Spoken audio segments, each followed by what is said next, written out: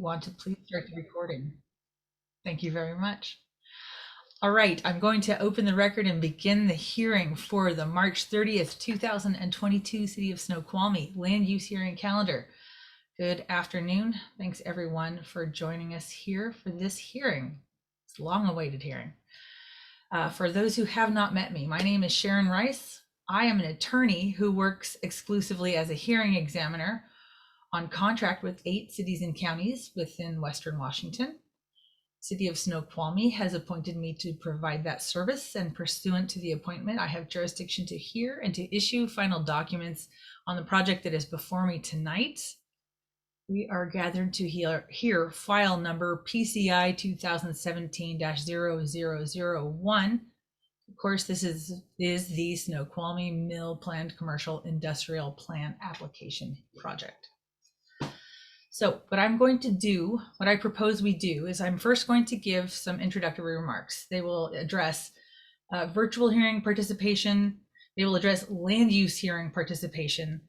And then I'm going to open it up to hear procedural issues from the parties, which in this application are the city and the applicants. And we will figure out whether there's any procedural information that needs to be addressed before we start with evidence. When we get to the point of starting with evidence, I want to clearly identify all the exhibits that have been offered. Actually, I'm sure they're still coming in now. They've been arriving very rapidly this afternoon in terms of public comment. And I will ask for staff's help in going through and making sure I have everything. And then after that, we'll begin with testimony. And so I'm going to give my opening remarks, and then we'll have a procedural check-in before we begin with the hearing itself. So here we go with those remarks. Of course, this application tonight is being heard as an open record hearing on the planned commercial industrial plan application. The record of tonight's hearing is consolidated together with the record of the Environmental Policy Act appeal that has been filed on the city's final environmental impact statement that was issued in regards to this proposal. That appeal was filed by the Snoqualmie Community Action Network, SCAN. That SEPA appeal hearing has been scheduled to be heard April 4th through April 8th. On each day, that hearing will start at 9 a.m. Of course, tonight's plan hearing, which is an application hearing, is an open record hearing that includes a traditional public comment period, and members of the public will have a chance to testify. For the SEPA appeal portion of the consolidated proceedings, that hearing will also be open to public observation. However, that portion is not open to public comment. Only persons who are called as witnesses by the parties of that appeal are allowed to testify. However, anyone who wishes to can observe that hearing as it goes forward next week. By state law and city code, the two matters, the permit application and the associated appeal of the environmental impact statement, are required to be consolidated into one record and one proceeding. And that's why they will be conjoined going forward. The record of tonight's hearing will, I've already said that there will be one record for both matters. Of course, all of these hearings are going to be conducted virtually on the Zoom platform, pursuant to the governor's stay home, stay healthy, and safe start orders, which remain in effect at this time. All city staff members and applicant witnesses tonight are on the Zoom conference with hopefully both audio and video capability. That's our intention. Members of the public will have a chance to testify when we get to that point. Those members of the public who wish to will have a chance to share their video and to testify. There is an option for call-in only participation, and I do see we have at least one phone number in the attendees list, which means at least one person is listening only to these proceedings. So I would ask everyone to keep that in mind as you testify. At least one person is only listening. So please be sure and use all your words and describe what you are telling us or showing us on a screen share so that it can be understood by someone only listening. That also applies to the record. Of course, this hearing will be recorded by the Zoom platform. The recording Zoom is creating will serve the function of the required recording of tonight's hearing, and that is traditionally only an audio recording. And so you're also describing it for the benefit of the record when you testify. except for the fact that it is virtual. Otherwise, we will conduct this hearing exactly as we would if we were together in the City Council chambers in Snoqualmie. And I need your help in making sure that I perform my responsibility of conducting a civil and efficient proceeding. I ask you for the following assistance. When you are not testifying, could you please make sure your audio stays muted?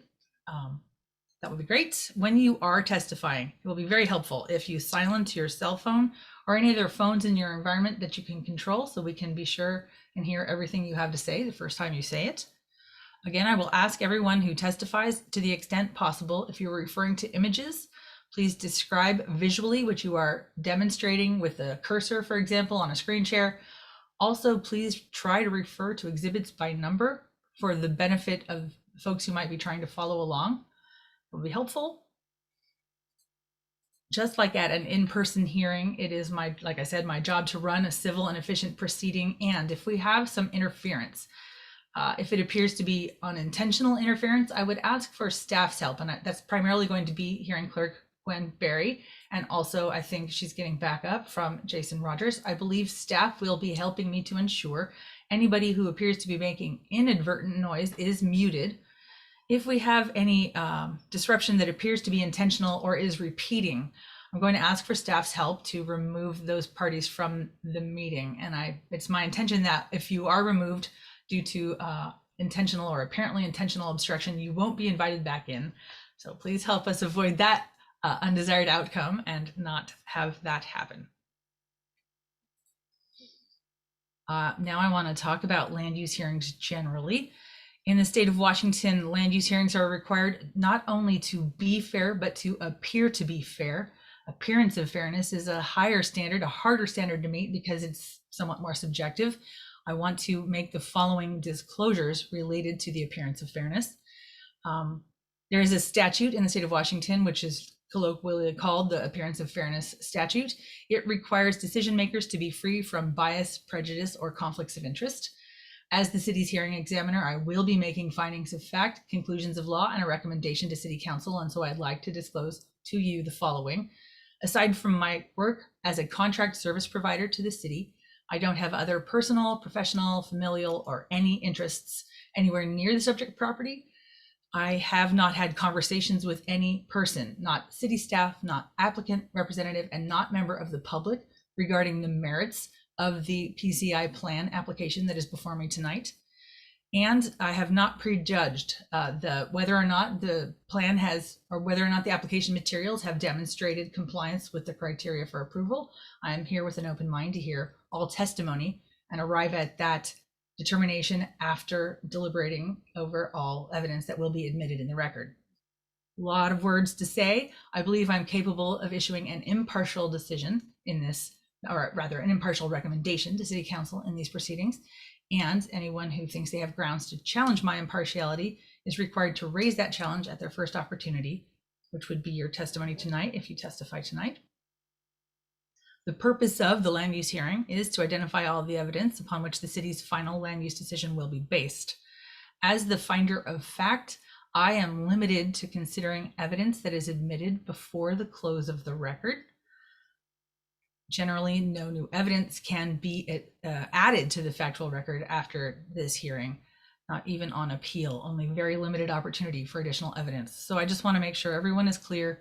If it is relevant, I need to know before we close the record tonight. Land use permits are not decided by consensus. They are not popularity contests. And I say those slogans, those phrases, because I think they convey the meat of what I want you to understand at this point, which is that the number of people for or against a proposal is not itself evidence. Testimony and documentary evidence will be relevant and will be relied upon to the extent that it tends to show the project does or does not comply with the relevant criteria for permit approval. And I just want to encourage everyone to keep that in mind. And please understand that the examiner does not have jurisdiction or does not have discretion to recommend approval of a project if it fails to demonstrate compliance with criteria for approval. However, if a record does demonstrate compliance with those criteria, an examiner doesn't have discretion to recommend denial. It's simply a matter of whether or not the evidence as a whole demonstrates or does not demonstrate compliance. So I hope that I conveyed that information to you so that you can understand it. I think everyone is clear that I won't be announcing the decision or what my ultimate decision will be following tonight's hearing while we are in this meeting. In fact, because the two matters are consolidated, I don't yet know when the record will fully close and when the decision issuance deadline will be. Because the decision on tonight's permit application will be consolidated with the decision document that I will issue on the SEPA appeal. So for that information, we will have to stay tuned to find out at the end of the SEPA appeal. What I will do is at the end of tonight's hearing, I will go over a PCI plan post-hearing schedule. I will give you all information that I am expecting. I will tell you the dates that I'm expecting documents by if we are expecting anything in particular. And I will announce again the dates of the SEPA appeal hearing. And I will also go over the dates for a written post-hearing public comment period. In the state of Washington, all examiners that I know personally are conducting virtual hearings in a manner that includes a post-hearing written public comment opportunity. That opportunity is for members of the public who wanted to and or tried to join this hearing, but were unable to do so because they lacked technology or their internet went out, their power went out. It's that type of technological barrier to participation. So in my case, that brief period of time is 2 business days. I will be holding the record open following tonight's hearing for 2 business days to allow post-hearing comment from members of the public who were unable to participate due to technology reasons. And if there is post-hearing comment that is received timely, staff and the applicant will have a chance also to respond to that post-hearing comment. Again, at the end of tonight's hearing, I will go over a schedule so you know when those items are due. A couple other things. This, of course, is an application for land development, and it is the applicant who bears the burden of proof. That is a legal term that simply means it's the applicant's job to provide the evidence necessary to demonstrate compliance with criteria for permit approval. However, in the city of Snoqualmie and in most jurisdictions in the state of Washington, despite the fact that the applicant has the burden, city or county staff present first. And that is because they are the party more familiar with the requirements of the code that apply and also with the hearing process in most cases. So before we get started with testimony, I'll confirm with the parties that's our order of presentation. I just want to make sure everyone is clear that I'm aware and hope that everyone else remains aware that it is the applicant that bears the burden of proof, regardless of order of presentation. Finally, all testimony in these proceedings will be given under oath to tell the truth. Before you speak for the first time, I will ask you to please state and spell your name and to allow me to swear you in. If you are a city staff member or an applicant representative, I would also ask that you give me the correct job title by which I should identify you in the findings. And if you are a member of the public, please be apprised we are going to be asking for you to state either a mailing address or an email address by which you wish to receive a copy of the final decision documents when they are issued. With that, you can stop listening to me drone on. We will go right now, please, to Mr. Jason Rogers, have him introduce himself, and then let's check in about procedural issues before we get started with testimony. Sir, could you please introduce yourself? Certainly. My name is Jason Rogers, and it's spelled on your Zoom screen there, JASON-ROGERS. I'm the Interim Community Development Director for the City of Snoqualmie. I did have a procedural issue I'd like to address with the examiner and the applicant before beginning. I believe we were hoping the applicant could present first to familiarize the examiner and the public with the project. And then we would have the city follow with their presentation to go through the staff report and the criteria for this once everyone has had a chance to hear about the project and be able to then feel a little more informed as we're relating the criteria to the project as described. Sure. So let me just check in with Ms. Kaler. Ms. Kaler, is that accurate? Yes, it is. Great. I have absolutely no problem with that. In many jurisdictions where I work, I do hear from the applicant first. In Snoqualmie, we typically don't, but this project is large and unique, and so I feel like that's appropriate in this regard. With either from Mr. Rogers or from Mr. Burbank, City Attorney, or from Ms. Kaler, is there any other procedural pre-hearing business that needs to be addressed? Ms. Kaler, you are unmuted. Oh, thank you. I just wanted to clarify with regard to the record that there were a few core documents that were going to be part of the record for the PCI plan hearing. These would be the PCI plan application dated March 18th, 2022, updated with the one plan sheet WS1 that was sent today. Yes. The draft and final EIS with their appendices, the staff report with its attachments, and the applicant will have a short PowerPoint today that we'll submit to the record after the hearing. Okay, before we start, we definitely will go through and confirm the exhibits. I have numbered most of those already, and will tell you how they're going to appear in my record, in my findings. Aside from exhibits, are there any other pre-hearing procedural issues of business from the applicant's point of view?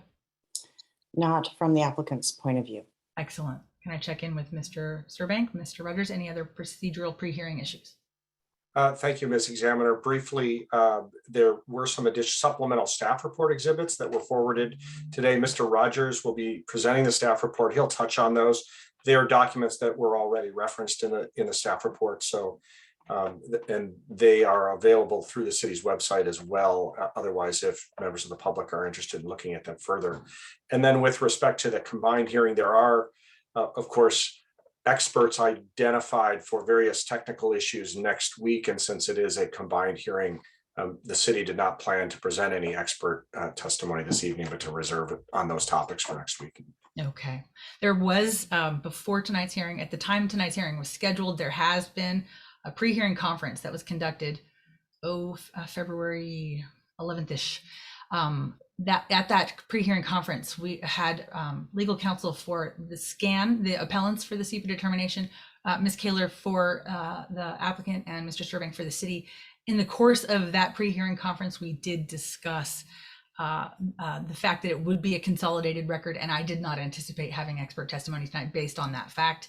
The applicant, however, is more than welcome to present any information they think is necessary from any expert they would like to call in order to prove their case on the permit that's before me tonight, or that I'm hearing tonight.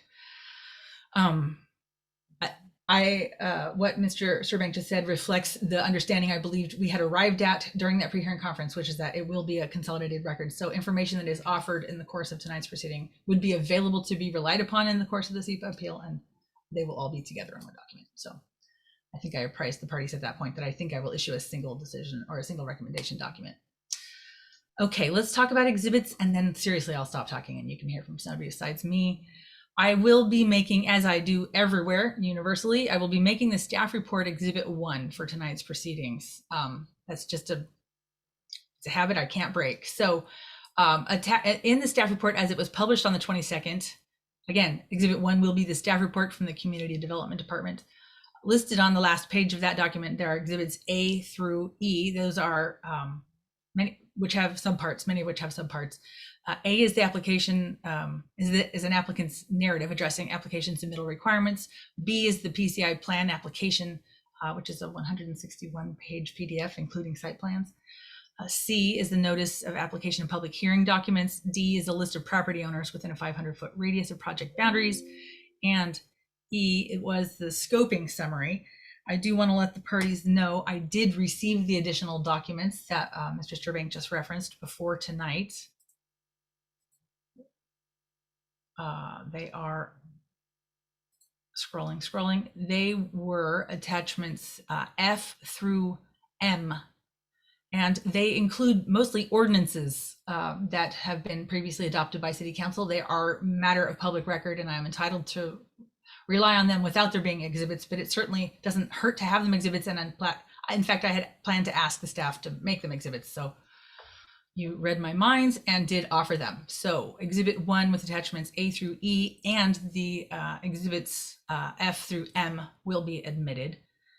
At attachment, or I'm sorry, at Exhibit 2, I had planned to admit the FEIS, the Final Environmental Impact Statement, with all of its associated documentation as Exhibit 2. So in my decision, in my list of exhibits in the record, there will be subparts that are spelled out. All of that documentation is together on the Community Development Department project site web page for this project. And so Exhibit 2 was going to be the FEIS. Ms. Kaler, it had been my intention to not make the FEIS part of the permit application proceedings. I felt that was more germane to the appeal portion of the proceedings.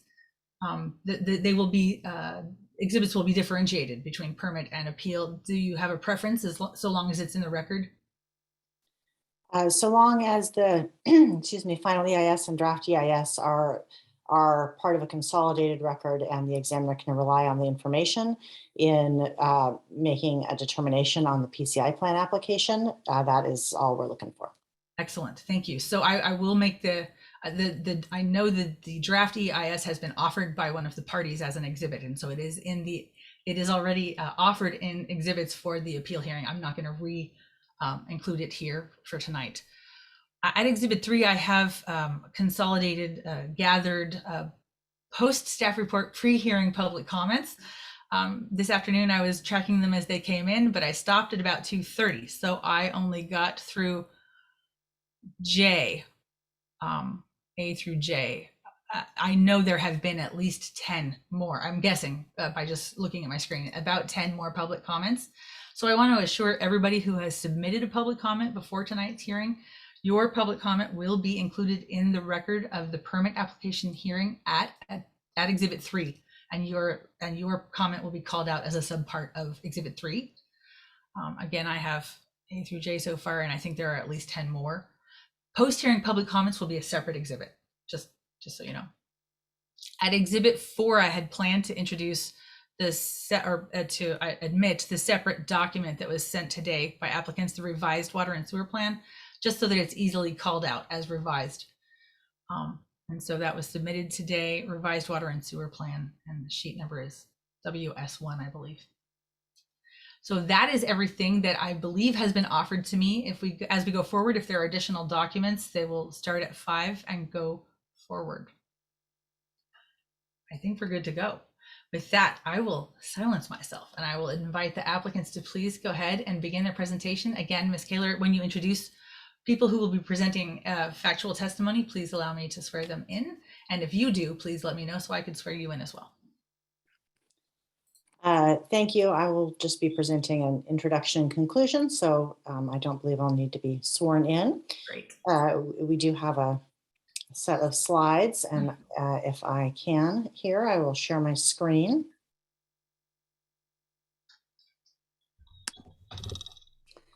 And can everybody see my screen now? Oh, Ms. Examiner, I cannot hear you. I don't know if you're muted. I did. Yes, thank you. I told you I was going to be quiet. I lied. Could you please introduce yourself for the record, just so that we have your introduction at the top?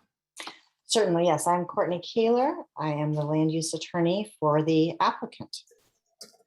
Ms. Kaler, let's identify, please, your PowerPoint presentation as Exhibit 5. Thank you. Please go ahead.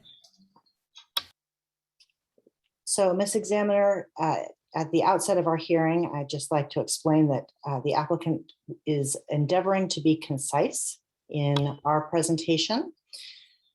We, of course, would like to leave substantial time for public comment, and so we're trying not to take up too much time in this proceeding.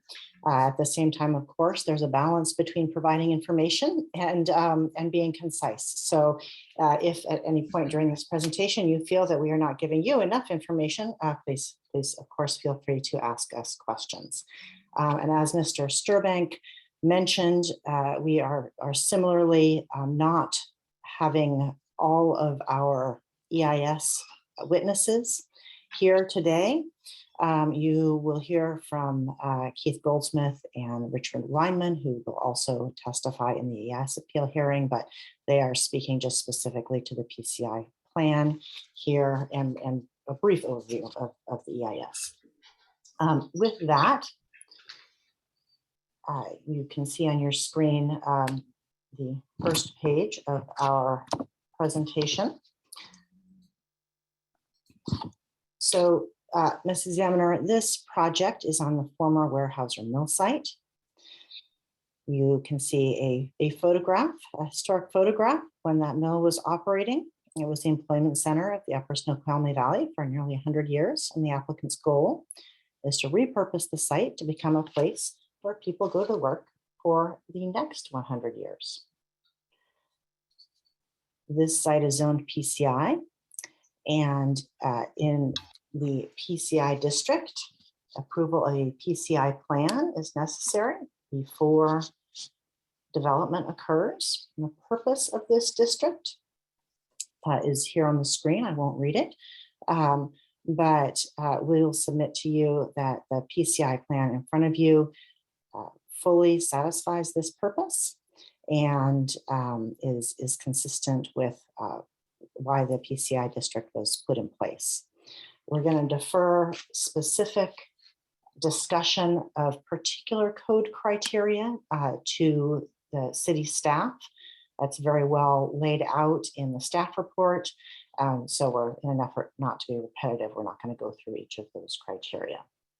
So for the applicant presentation, first, Steve Rimmer, who is a principal with the applicant Snoqualmie Mill Ventures and the owner of the project site, will just say a few words. He will be followed by Keith Goldsmith with Goldsmith Engineering, who is the civil engineer for the project, and then Richard Weinmann with Weinmann Consulting, who is the EIS preparer.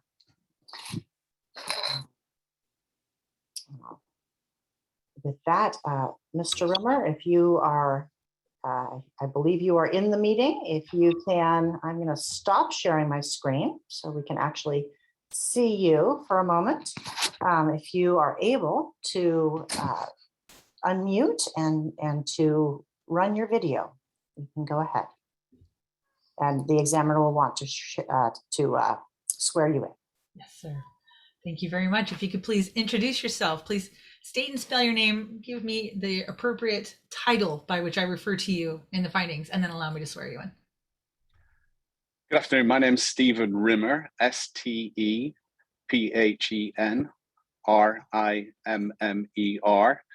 and I'm the managing member of Snoqualmie Mill Ventures, LLC. Excellent. Thank you. If you'd please raise your hand to take the oath. Would you swear or affirm that your testimony will be true? If so, please say, I do. I do. Thank you very much. Please go ahead. Thank you for the opportunity of addressing this meeting. And very briefly, as Courtney has described, I wanted to just come back from behind the curtain, so to speak, and introduce ourselves as not a faceless institution, but rather a family who is the owner and has been the owner of this property since 2010. We have, we believe, very patiently proceeded along a process and abided by a process. And hence, to date, it hasn't really been necessary for us to really address issues or the process. But obviously, as we come to this point today, we're at a very important juncture where we believe that everybody should hear what our intent is for this project. Along the way, in addressing the process, we've employed specialist consultants to address all the rules and regulations and have followed the path that's laid out very distinctly in all the federal, local regulations. And that's our full intent as we go forward here. Our family is very much based here in the Pacific Northwest. My wife grew up here. Our kids have lived here since they're 4 and 2. And I moved to the Pacific Northwest in 2001. And we really view the Pacific Northwest as home. This is where we live. This is where we work. This is where our family's grown up and intend to stay that way. We view the site very much from its historical perspective. As was already said, it was a very important and key piece of the Snoqualmie Valley from both an economic and financial and social perspective. And we see very much going forward that that should still be the theme of what we develop here. We're looking forward to working with the community and the process and you, Ms. Hearing Examiner, as you go through this process and addressing all concerns of community, but also of the regulatory environment. That's what we've done for the last 11 and a half years. That's what we intend to do and continue doing. As we look at this process and we look at the project, we believe that it should deliver value to all the stakeholders. We believe the community should obtain value from the project. At the bottom, however, we must recognize that both environmentally and economically, the project must be sustainable. We must look ahead for decades, centuries even, to make sure that what's developed here can provide for the valley and the community for a long time in the future. This is not viewed by ourselves as a short-term investment. We aren't property developers, but our family fully believe in the project and are committed to this project. And with that, I'd just like to thank you for the time, thank everybody for their interest in the project. We're looking forward to working with everybody involved here, all the stakeholders, and addressing any issues that arise. So thank you for your time. Thank you very much. Thank you, Mr. Rimmer. And next for the applicant, Keith Goldsmith. And I will share my screen again so Mr. Goldsmith can refer to some images. Great.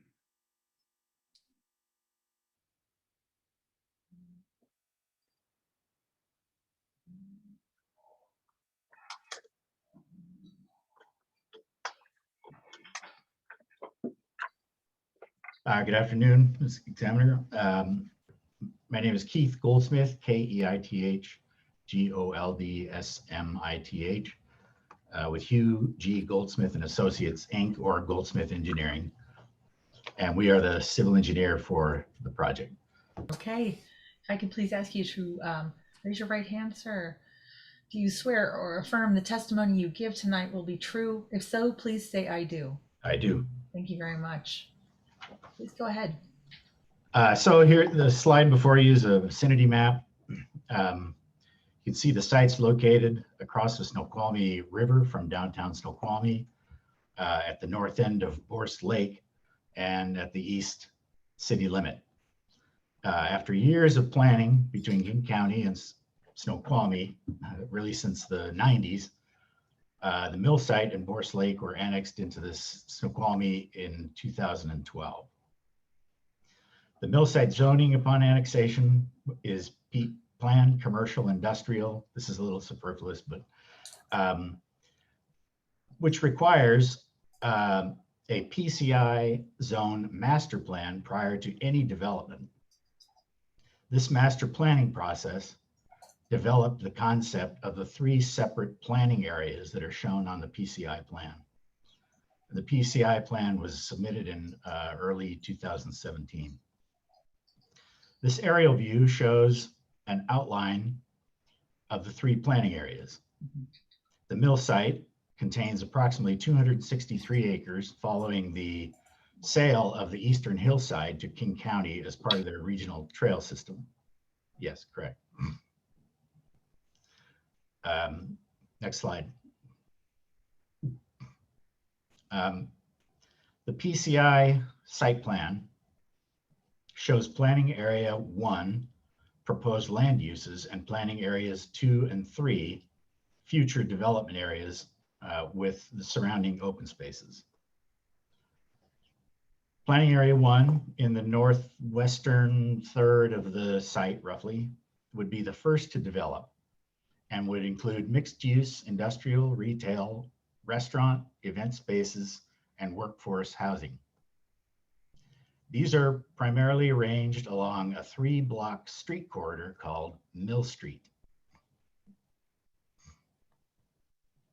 Planning area 2, the northeast, roughly 1/3 of the of the site is envisioned as light industrial district with warehouse buildings arranged to facilitate efficient truck access.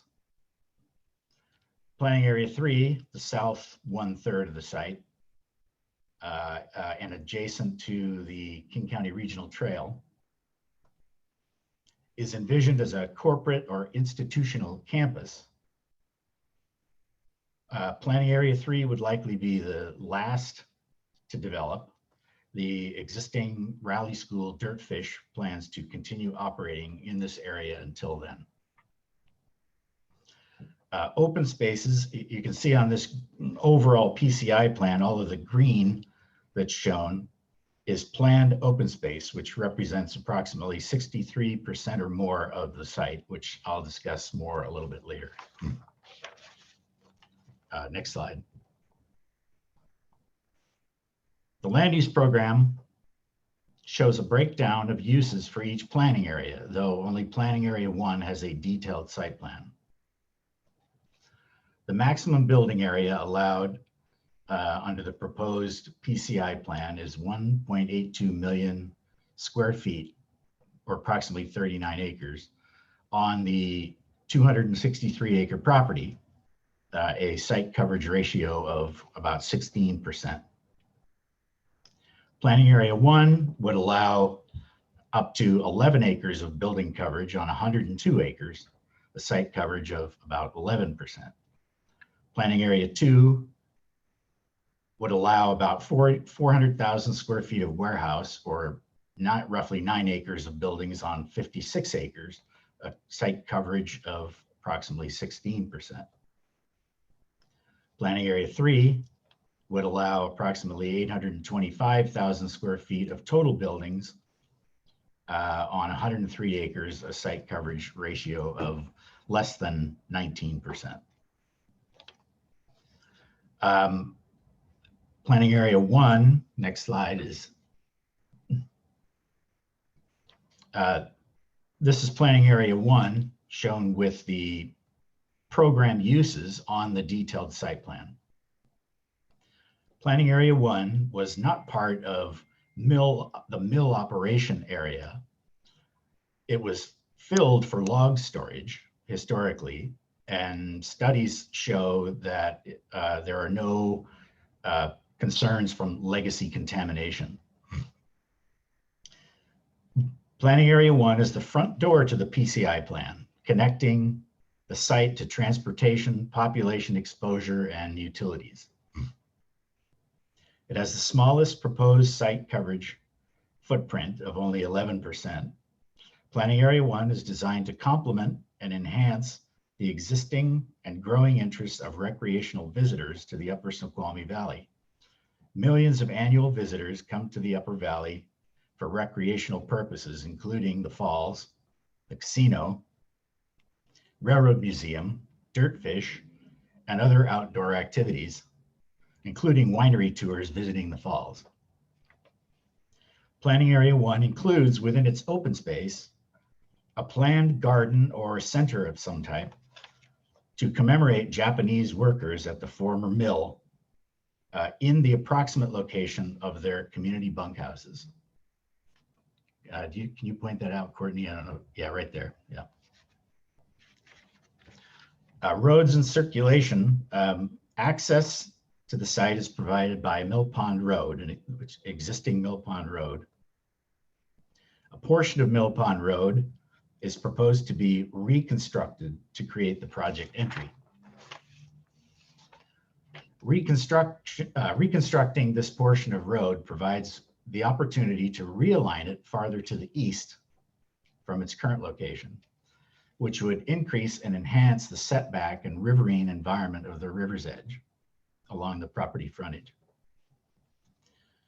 Primary entry to the PCI Planning Area 1 is Mill Street, which provides access and parking for the retail street front. Circulation through the site will be by drive aisle connections from Mill Street to parking areas, as shown on the site plan, as well as alternative ingress and egress to Mill Pond Road, That's, yeah, both there and off of the parking areas, if you can point those out. Yes. These alternate accesses are also intended to avoid congestion and commingling of warehouse trucks with the village retail atmosphere. 9, next slide, please. Now I'm going to go back up to the master plan scale of the PCI to talk a little bit more about open space. A big part of the creation of the master plan was utilizing the size of the site to make the open space a fundamental core of the master planning. As stated earlier, over 63% of the site is to be dedicated to open space. The approach of Snoqualmie Mill was to create central and connecting open spaces, separating the 3 distinct plan areas for development, connected in a way that makes opportunity to create broad connecting corridors of open space with the wetland area that's under habitat conservation easement to the north, Morse Lake to the south, and the Snoqualmie River to the west. Open space that offers long-term connectivity, significant vegetation enhancement around the site's wetlands and streams, recreational and educational trails connecting with the county's Snoqualmie Valley Trail and the city's future Riverwalk Trail. And use of that open space enhancements to create increased flood storage and river's edge with the relocation of portions of Mill Pond Road described earlier. I think next slide, yeah. This is another image of Planning Area 1 showing landscape and revegetation concepts. Labeled on there are actually 2 of the connecting circulation corridors I described, one called Vine Avenue and one called Hops Avenue. Development of the site, of course, requires construction of improvements, including grading, roads, utilities, and stormwater management facilities. The grading concept of the site in general is to raise proposed building areas above the base flood elevation. No, I'm not ready yet. Yeah, thanks.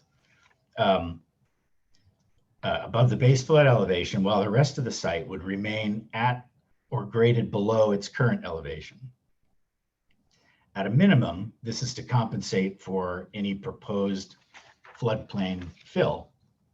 However, Snoqualmie Mill proposes to increase available floodplain storage following development, including removal of perimeter berms left by past mill operations and creating a site outfall to the Snoqualmie River for stormwater and future receding floodwaters. And there's a detail, there's a vignette in the lower left corner of this particular exhibit, which is, this is the exhibit, but it's also a sheet in the PCI plans.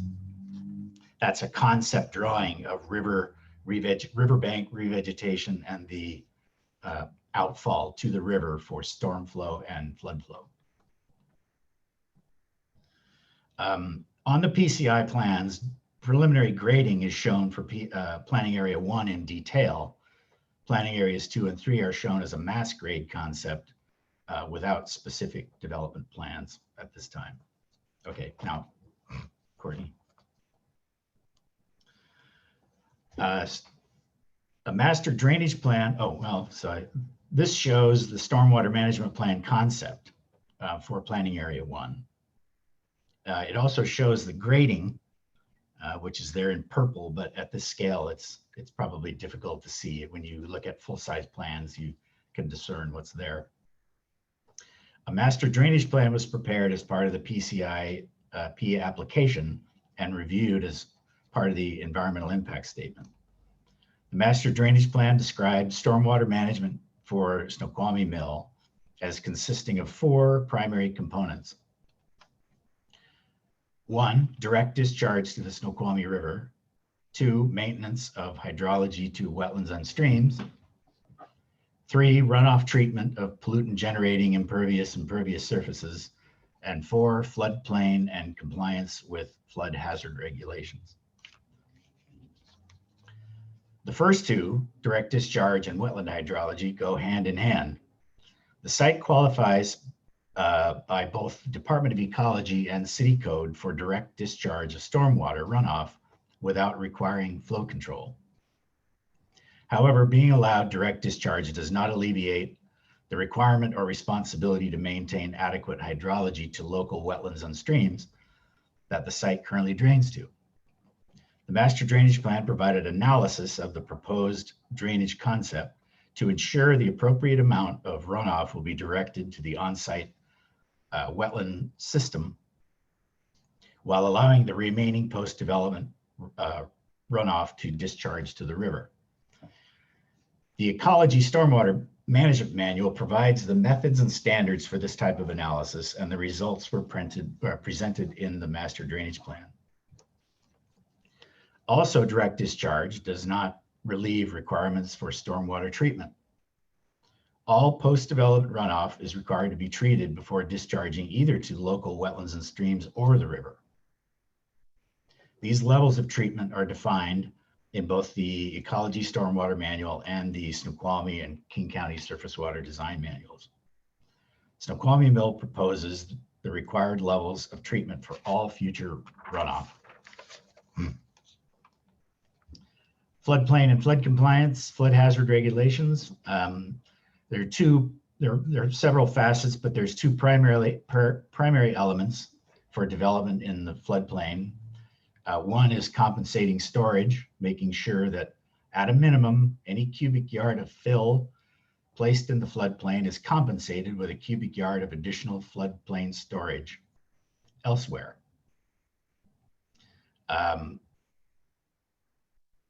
I talked about this earlier, and the grading plan and master drainage plan and environmental impact statement demonstrated that the concept presented here, which would go through later permitting, can meet that standard and beyond. There's also a no net rise flood analysis that can be made by flood model, which in this case was performed and was included in the master drainage plan and showed zero impact or zero rise in any floodplain or floodway elevations. Next, please.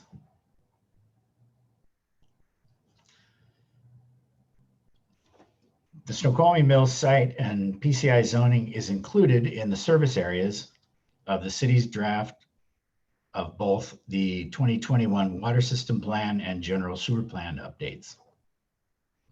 The staff report correctly identifies that these system plans include the proposed jobs, population, demand associated with the proposal. The city has adequate water and sewer capacity at a minimum for planning area 1. Specific capital improvements to the water system for service to Snoqualmie Mill and other planned improvements have been determined by the system plan update, portions of which would be constructed with the Snoqualmie Mill. This is shown on this concept water and sewer plan. This was the essence of the new WS1 that was submitted today, where prior to at the time of earlier application, the primary extension of water shown in the darker blue, which is identified as City Capital Project WM12, was not known, but now is known. And so it's being represented as part of the PCI water extension. Okay, and Mr. Goldsmith, let me just confirm. So the graphic you're showing now is the document submitted today, or is from the document submitted today, which I admitted as Exhibit 4, and it's sheet WS1. Just checking to see if it has a revised date. I don't see a date on it, but I just want to make sure we have it accurately replacing the same sheet number WS1 that was attached to the plan set at Exhibit B. I think it's is sheet 158 in the attachment B. Does that Okay. sound right? It does sound right. And Okay. so the staff reports attachment of the application, the WS1 would look slightly different. Yes, there's no dark blue on it. Correct. Yes. Okay, great. Now I'm clear on what I replaced. Thank you. The only other change that you would see between those two WS1 sheets is up in the northeast where the proposed sewer force main enters and proposes to connect to the sewer treatment plant of the cities is in a different location. Okay. And that was as directed by the city and the city's general sewer plan consultant. Okay. Okay, Thank you. next slide, please.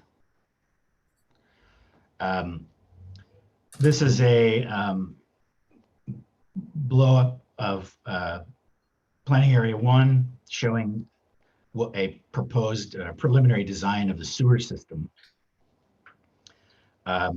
Specific water demands and wastewater loads associated with the proposed wineries are conditioned to be coordinated with the city's ongoing Phase 3 water reclamation facility improvement project.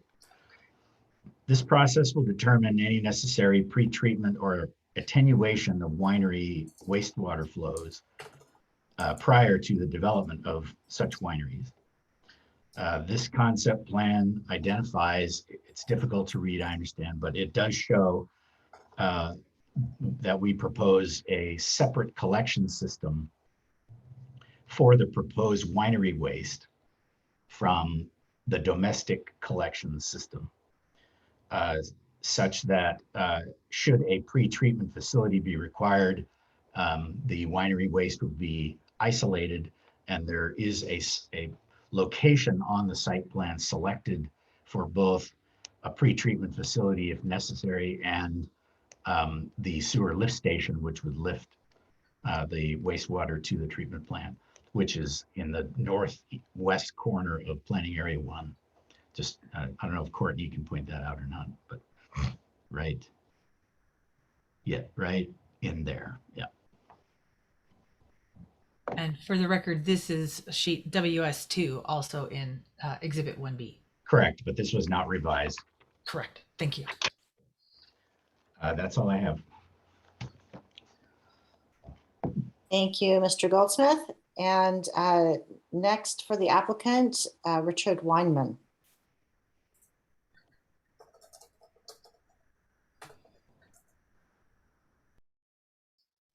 Good afternoon. If I could have you please state and spell your name, give me the correct title by which I identify you in the findings, and then please allow me to swear you in. Yes, good afternoon. My name is Richard Weinmann, R-I-C-H-A-R-D, W-E-I-N-M-A-N. I was the lead consultant for preparation of the environmental impact statement. Great. Thank you very much. So I'll call you lead EIS consultant. I like it. Great. If I could have you please raise your hand to take the oath. Do you swear or affirm your testimony will be true?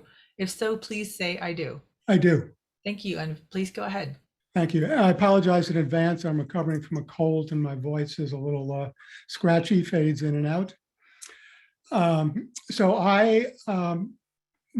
The EIS was prepared by a team of qualified and experienced consultants. There were a dozen consultants and firms, all of whom have extensive EIS experience and are expert in their areas in their disciplines.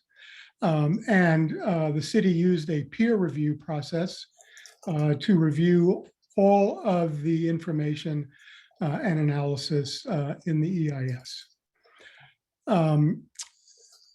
In 2016, the applicant volunteered to prepare an EIS. And in 2017, the city initiated the SEPA process and held a scoping meeting.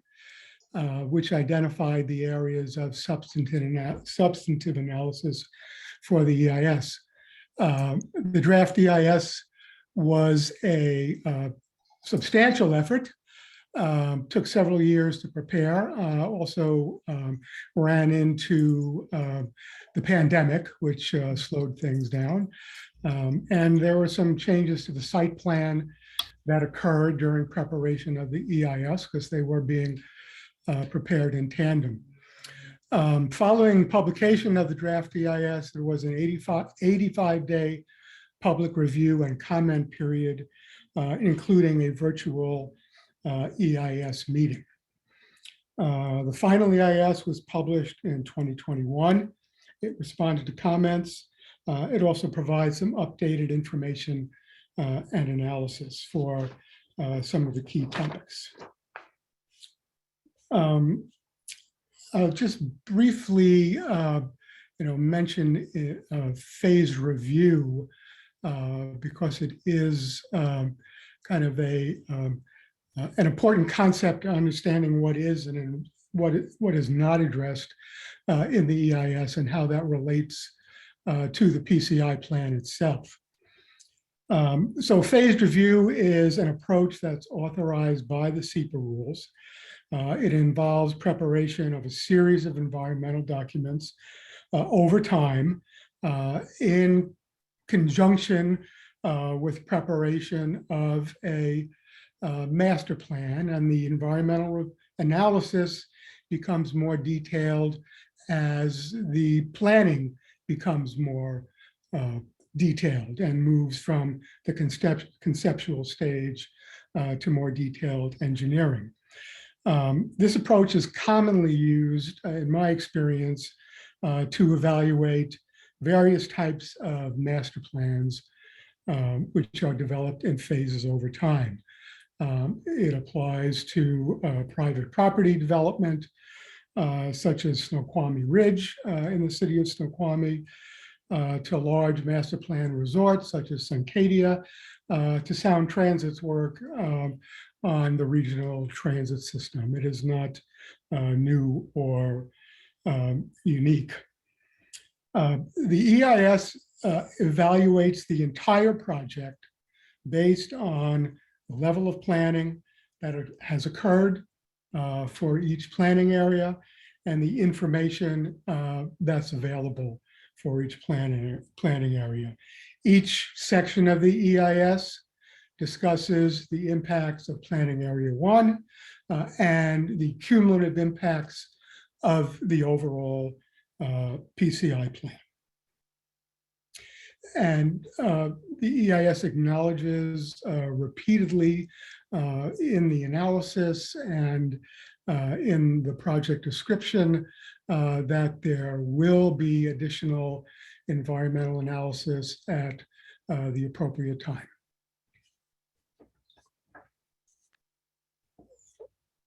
I just like to touch on a few key topics that are addressed in the EIS very briefly, understanding that the EIS itself will be the subject of a separate appeal hearing, but there are, I think, clear connections between the analysis, mitigation, and a number of the site planning issues that Keith mentioned in his presentation. First, contamination. The EIS reviews numerous documents that have been prepared in the past regarding cleanup of the site and provides additional analysis, and planning area 1 is focused on an area of the site that is free of contamination. Wetlands and wetland buffers are related to the open space system that's integral to the PCI plan, and avoidance of impacts to wetlands was a key driver of the site plan, and the EIS and the PCI plan identify a mitigation plan to enhance and restore what are currently very degraded and non-functional wetland buffers. but there would be no direct impacts to wetlands themselves. Flooding is an obvious key issue. The grading plan was designed to avoid any increase in flood level. And the open space plan provides compensatory storage for any flood level impacts, and the overall plan actually results in a net increase in compensatory storage in the valley.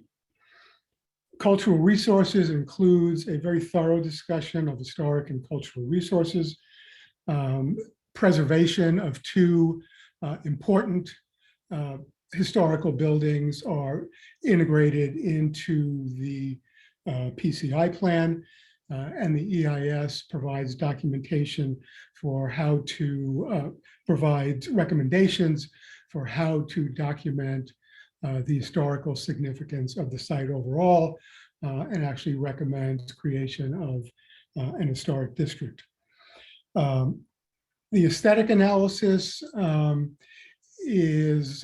contains view simulations to identify the presence or absence of any significant visual impacts and consistency with the city's policies regarding preservation of views, and it demonstrates that there would be no significant impacts. That's really just provided as an overview of the connection between the EIS and the PCI plan in general, and I know we will be discussing the EIS in greater detail next week. Thank you. Thank you very much. Thank you, Mr. Weinmann. So just to sum up, the applicant's vision here is for a vibrant commercial, industrial, and mixed-use development on this currently underutilized and degraded, environmentally degraded property. You see here some conceptual renderings of planning area 1, the Mill Street corridor that has been discussed and is proposed for commercial and mixed use uses focused on wineries. The project provides significant community benefits.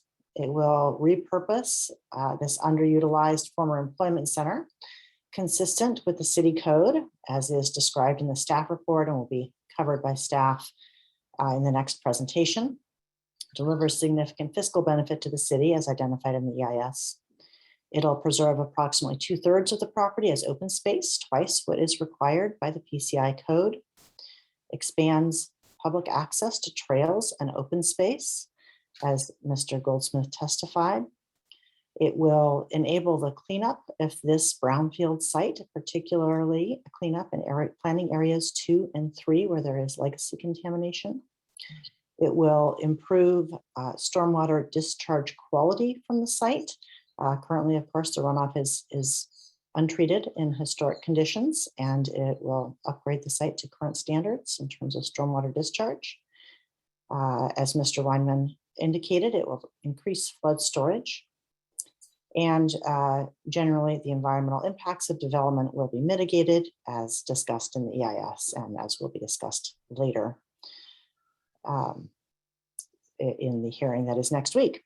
Yes. The applicant requests approval of a PCI plan consistent with the staff report and the conditions that are laid out in the staff report. Okay. Thank you. Thank you very much. I appreciate the testimony, and I also appreciate your opening comments about wanting to be sensitive and getting to public comment. But I do have a couple of areas in which I would like additional applicant testimony just to expand on, or for the context of this conversation, provide additional information on a couple of points. And so I'm going to throw out the question, Ms. Kaler, if you would tag the appropriate witness, if it's not yourself, that would be helpful. The first thing is the following. There was some concern and some public comment pre-hearing that the application was recently revised. And so I believe that happened, that the revised application materials were submitted dated March 18th. That provided a lesser time for public review of the revisions. Could I have somebody provide an overview of the revisions that were included in that revised application? Certainly, I can briefly address that, and then I will ask Mr. Goldsmith if he could go into a little bit more detail. I will say that the revisions were not to the project proposal. For example, the plans for the proposal remained the same, but a little bit more explanation of some of the deviations from code standards that are addressed in the staff report and will be addressed by staff a little bit, I believe, later in this hearing, was provided. So it's really just some additional explanatory material as opposed to actual changes to the proposal, which has remained the same since the publication of the draft EIS, at the very latest. And I'll ask Mr. Goldsmith if he has any more specifics to add to that. No, that's essentially it. It was basically refinements that occurred between the initial application in 2017 and the studies through the environmental impact statement to adjust things, to better them, to pull certain areas, for example, maybe farther away from a wetland, and propose a feature of the site in a slightly different location or a different building location. And I'm just going to stop you there, Mr. Goldsmith, because I want to be clear. There was a revised application that was provided, not the March one that you had asked about, Ms. Examiner, but back earlier in time, a revised application was provided that Mr. Goldsmith is discussing. Subsequent to that, which I think is the one that you're asking about, March 18, is the one that simply provided some more explanation, and that was the one referenced in the comments. Yes, you're correct. I was speaking to an earlier submission, subsequent to 2017, but prior to the March. Yes, you're correct. My apologies. Okay, obviously sheet WS1 was revised. Any other changes to proposed improvements since as of this week's this most recent revision? No, Courtney spoke correctly. The only difference between that updated water and sewer plan with better knowledge of the 2021 city system plans was regarding more explanation and justification for the proposed deviations. Okay, thank you for that. Next question. Again, I'm not sure who it's for. There was testimony tonight, and I believe in the materials I saw this assertion, the statement that that the residential units that are proposed in Planning Area 1, this current project that is being considered for approval at this time, is intended to be workforce housing. And I assume that means you're intending to employ employees of the businesses that are going in this project. Will that housing be restricted to workforce for this site, or is that not the case? And how does that work? Yes, Ms. Examiner, it's not the case that the housing will be restricted, for example, to only people who work on site. The reference to workforce housing is a reference to the what the applicant anticipates the affordability level being, given the size of the units being provided. Okay. All right. Just a couple of other broad topics, please. But the last real technical issue that I was looking for more information or just more explanation on is the created stormwater and flood flow outfall to the Snoqualmie River. Could I have, I'm still looking for not technical details, but explanatory context information about how this project proposes to accomplish this in a manner that it is intended to actually reduce flooding in the area. that question make any sense? I just want some more information about this proposed stormwater and flood flow outfall to the river. Absolutely, Ms. Examiner, and that will be Mr. Goldsmith. And I think probably there's two components that I'm hearing to your question. The first one is perhaps a little bit more of an explanation of direct discharge, which is permitted under the stormwater manual that applies to this project and relates to how stormwater from the project will be handled. And then I think the second component of your question probably relates to flood storage and how that is to be addressed on site. So I'll let Mr. Goldsmith address those things. Thank you. I'd like to hear Mr. Goldsmith, but also can you confirm is this planned to be constructed in phase 1 or planning area 1, this project? The specific outfall to the river? Yeah. Yes. Okay. And I heard you ask for two things to be addressed. The outfall is not specifically by itself or intended to be what reduces or increases flood storage. Right. The issue that we are claiming would provide additional floodplain storage to what exists out there today is simply an analysis of our proposed grading plan will provide additional availability of flood storage between the ground surface and the base flood elevation than exists now. And so that's sort of irrelevant to the outfall. Okay. I saw them together someplace and I kind of, where I read it, it looked to me like they were interconnected. So I'm glad that we've disabused me of that notion. So yeah, so the outfall with either with direct discharge or any discharge to the Snoqualmie River, the project would need to construct a conveyance out to discharge to the river. That could be a pipe put through the existing road embankment, or excuse me, the road embankment of the existing Mill Pond Road.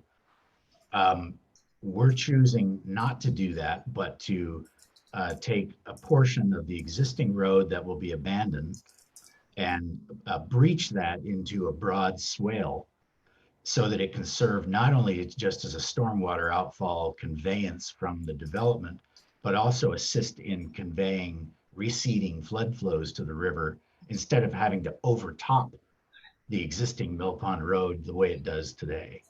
okay. Okay, I get it now.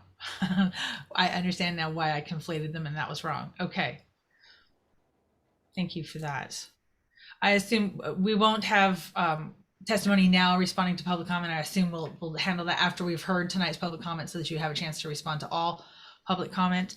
The last pre-public comment question I would throw out to you involves the parallel concerns of many times in that comment, people made reference to the fact that currently it feels like a small town and this seems like a huge development. And so it's not consistent with people in the comments were saying that they don't feel what's proposed is consistent with scale of the existing development. And then you notice in the code for a PCI plan, this development needs to demonstrate that it can serve to maintain the existing small town character of the city. And so I'm looking for some testimony explaining how the applicant contends that this is consistent with existing small town character of the community. Absolutely, Ms. Examiner. I think, well, the first thing I would point out is that the PCI zoning requires retention of 35% of the site as open space, and this project retains a bit over 63% of the site as open space. So just kind of out of the gate, the retention of that quantity of open space is consistent with a more rural or suburban character.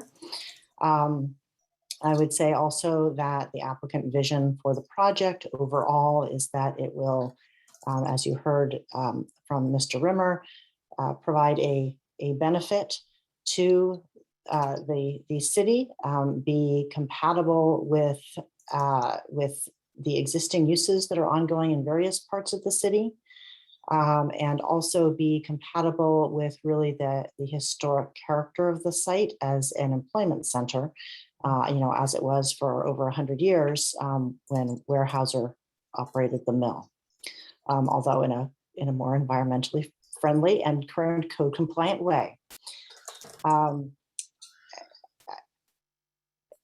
That would be the applicant's response, and the city may have some additional thoughts on that, but that would be what I would have to say.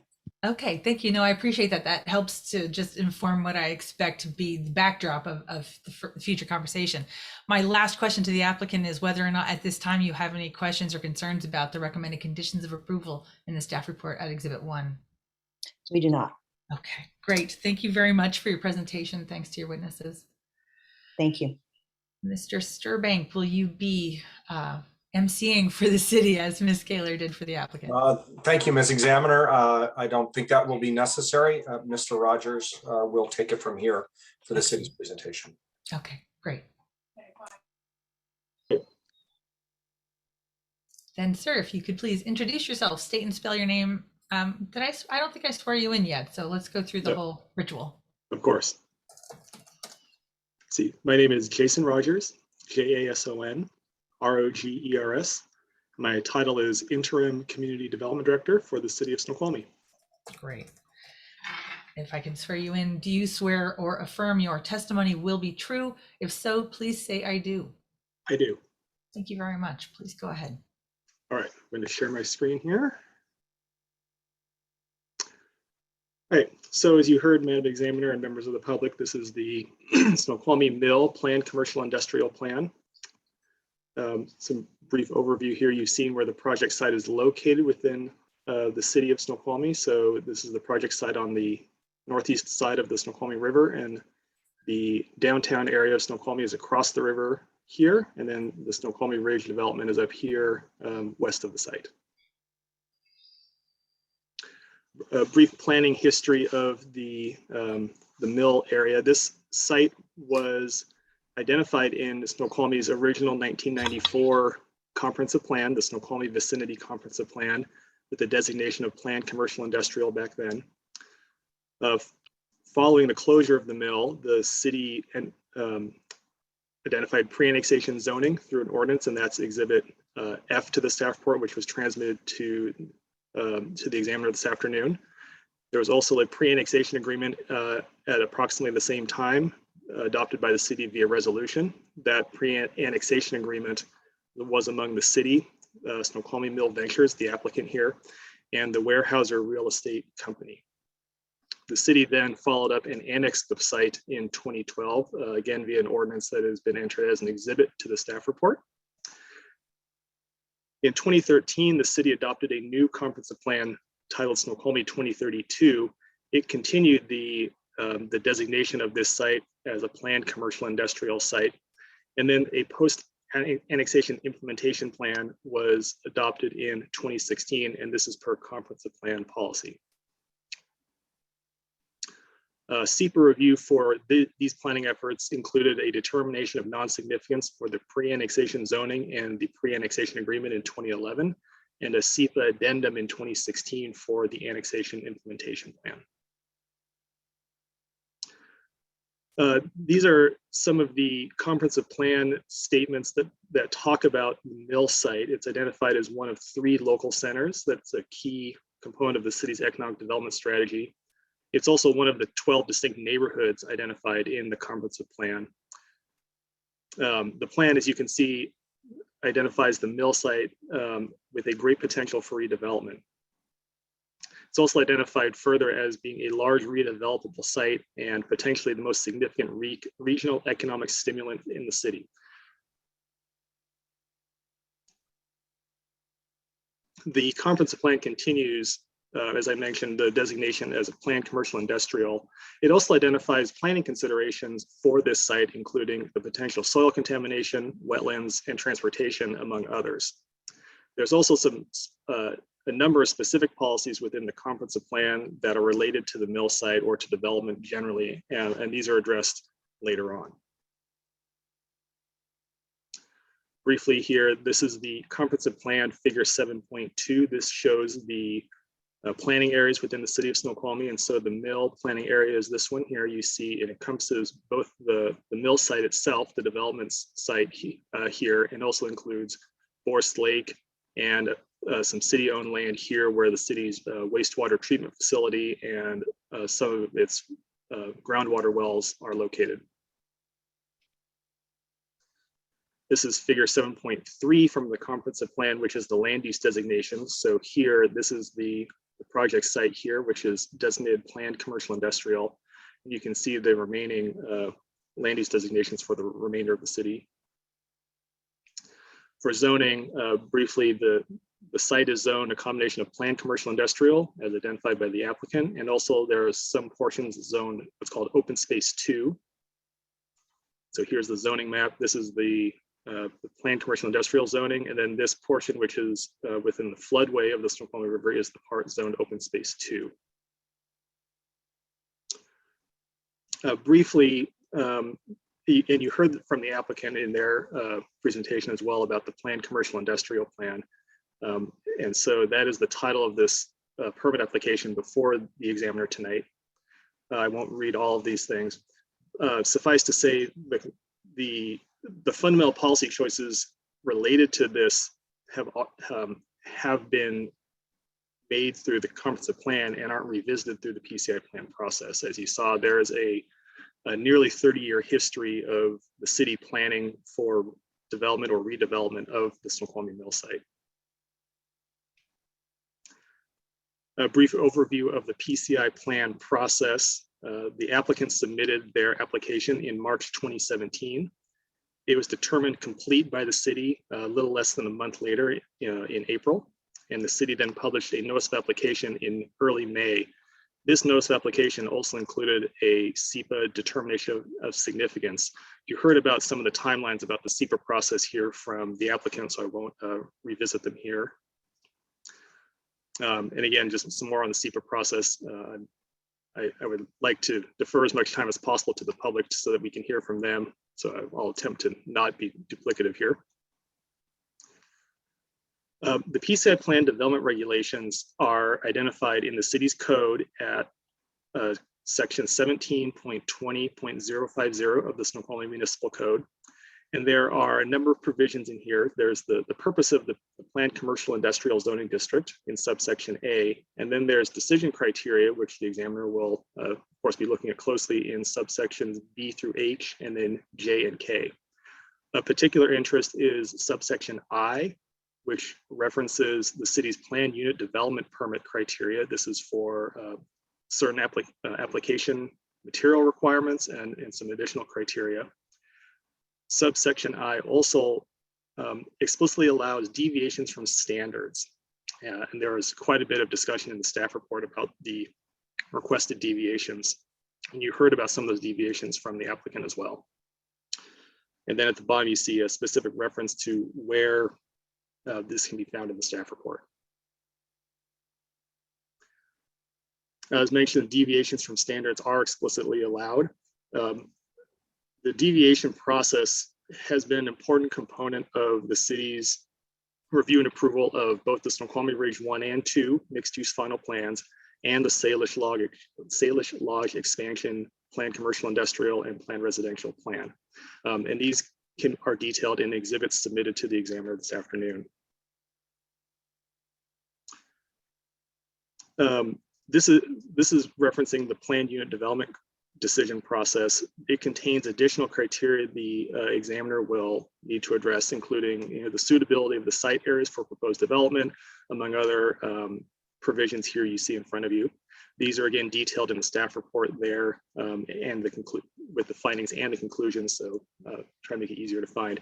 Exhibit A, as you see referenced there, also contains a detailed listing of what the PUD application requirements are and how the application has responded to just those requirements. You've heard from the applicant a fairly detailed discussion of the environmental impact statement process, so I won't go through this in great detail. But as you heard, it addresses multiple areas of the environment: earth, air quality, water resources. You heard a significant discussion there about the wetlands and open space. Environmental health, of course, the site contamination. There's a couple specific things identified there. Traffic and transportation has been certainly an area where we conducted a lot of analysis here. And so that's just some summaries of what the project proposes and what would be necessary for planning areas 2 and 3. On the SEPA review process, I also want to highlight that in addition to the applicant's consultant team who prepared the EIS, the city has our own consultant team entirely separate from the applicants that peer reviewed the EIS for all of these areas. And so this was a number of consultants, with different specialties and different over different subject matters to ensure that the EIS was in fact prepared per professional standards and was addressing the things that were identified in the EIS. Specific to utilities here, and again, not to repeat the applicant too much, but we identified that there is sufficient water supply for planning area 1.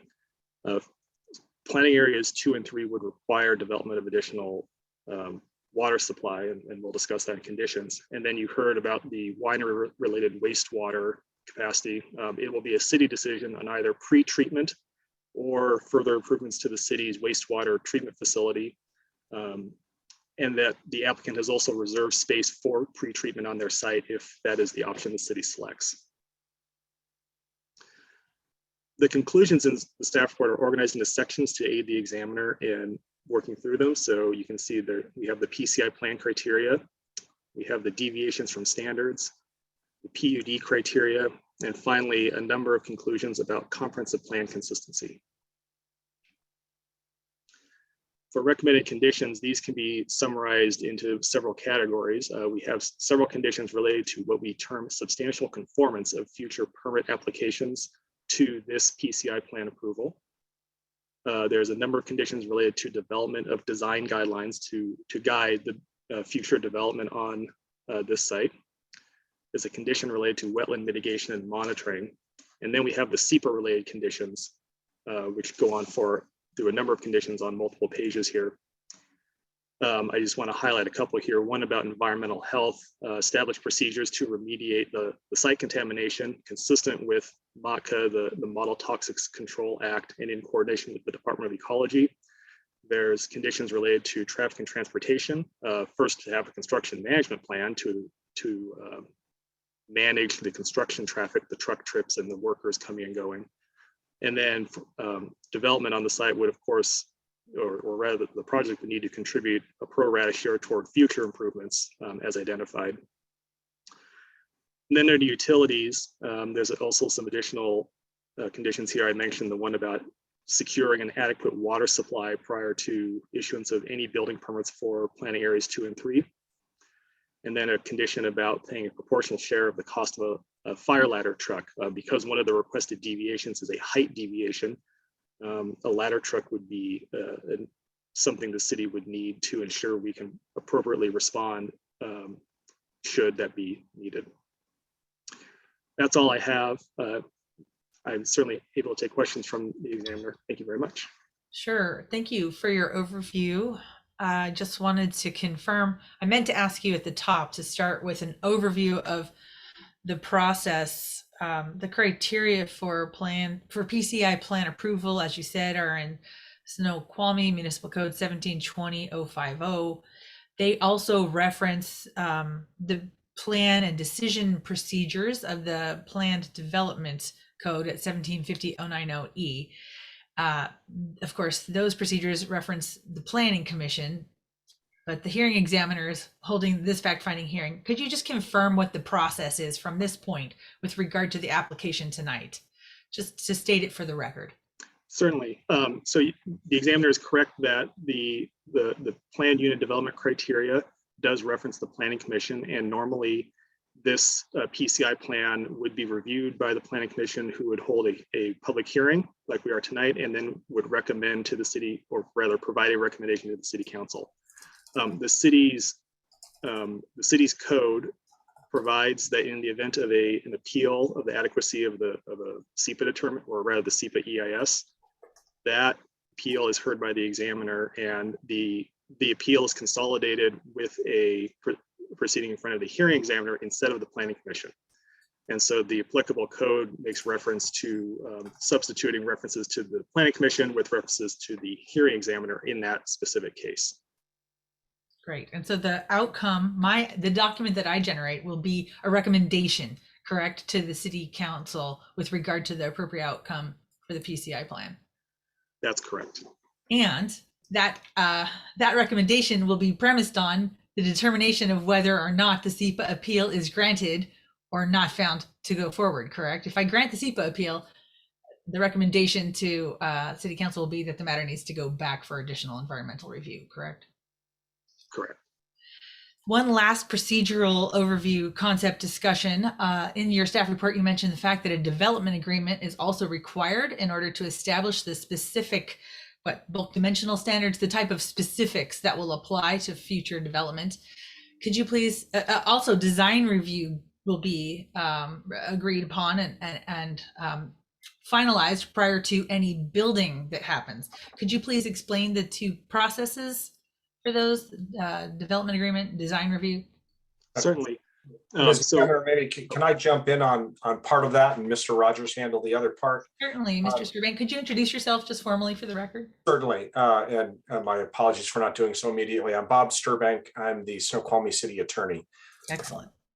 The development agreement is not strictly a requirement of the code for a PCI plan. However, it's the city staff and applicant have agreed that it would be appropriate here. The city has used development agreements in the past for other large master plan developments, including both Snoqualmie Ridge 1 and 2 mixed-use final plans, as well as the Salish Lodge and Spa expansion that Mr. Rogers referred to earlier. It's less for specific height and bulk standards and more for addressing the details of the phased permit review, what the next steps are, when and how additional SEPA review would occur during that process.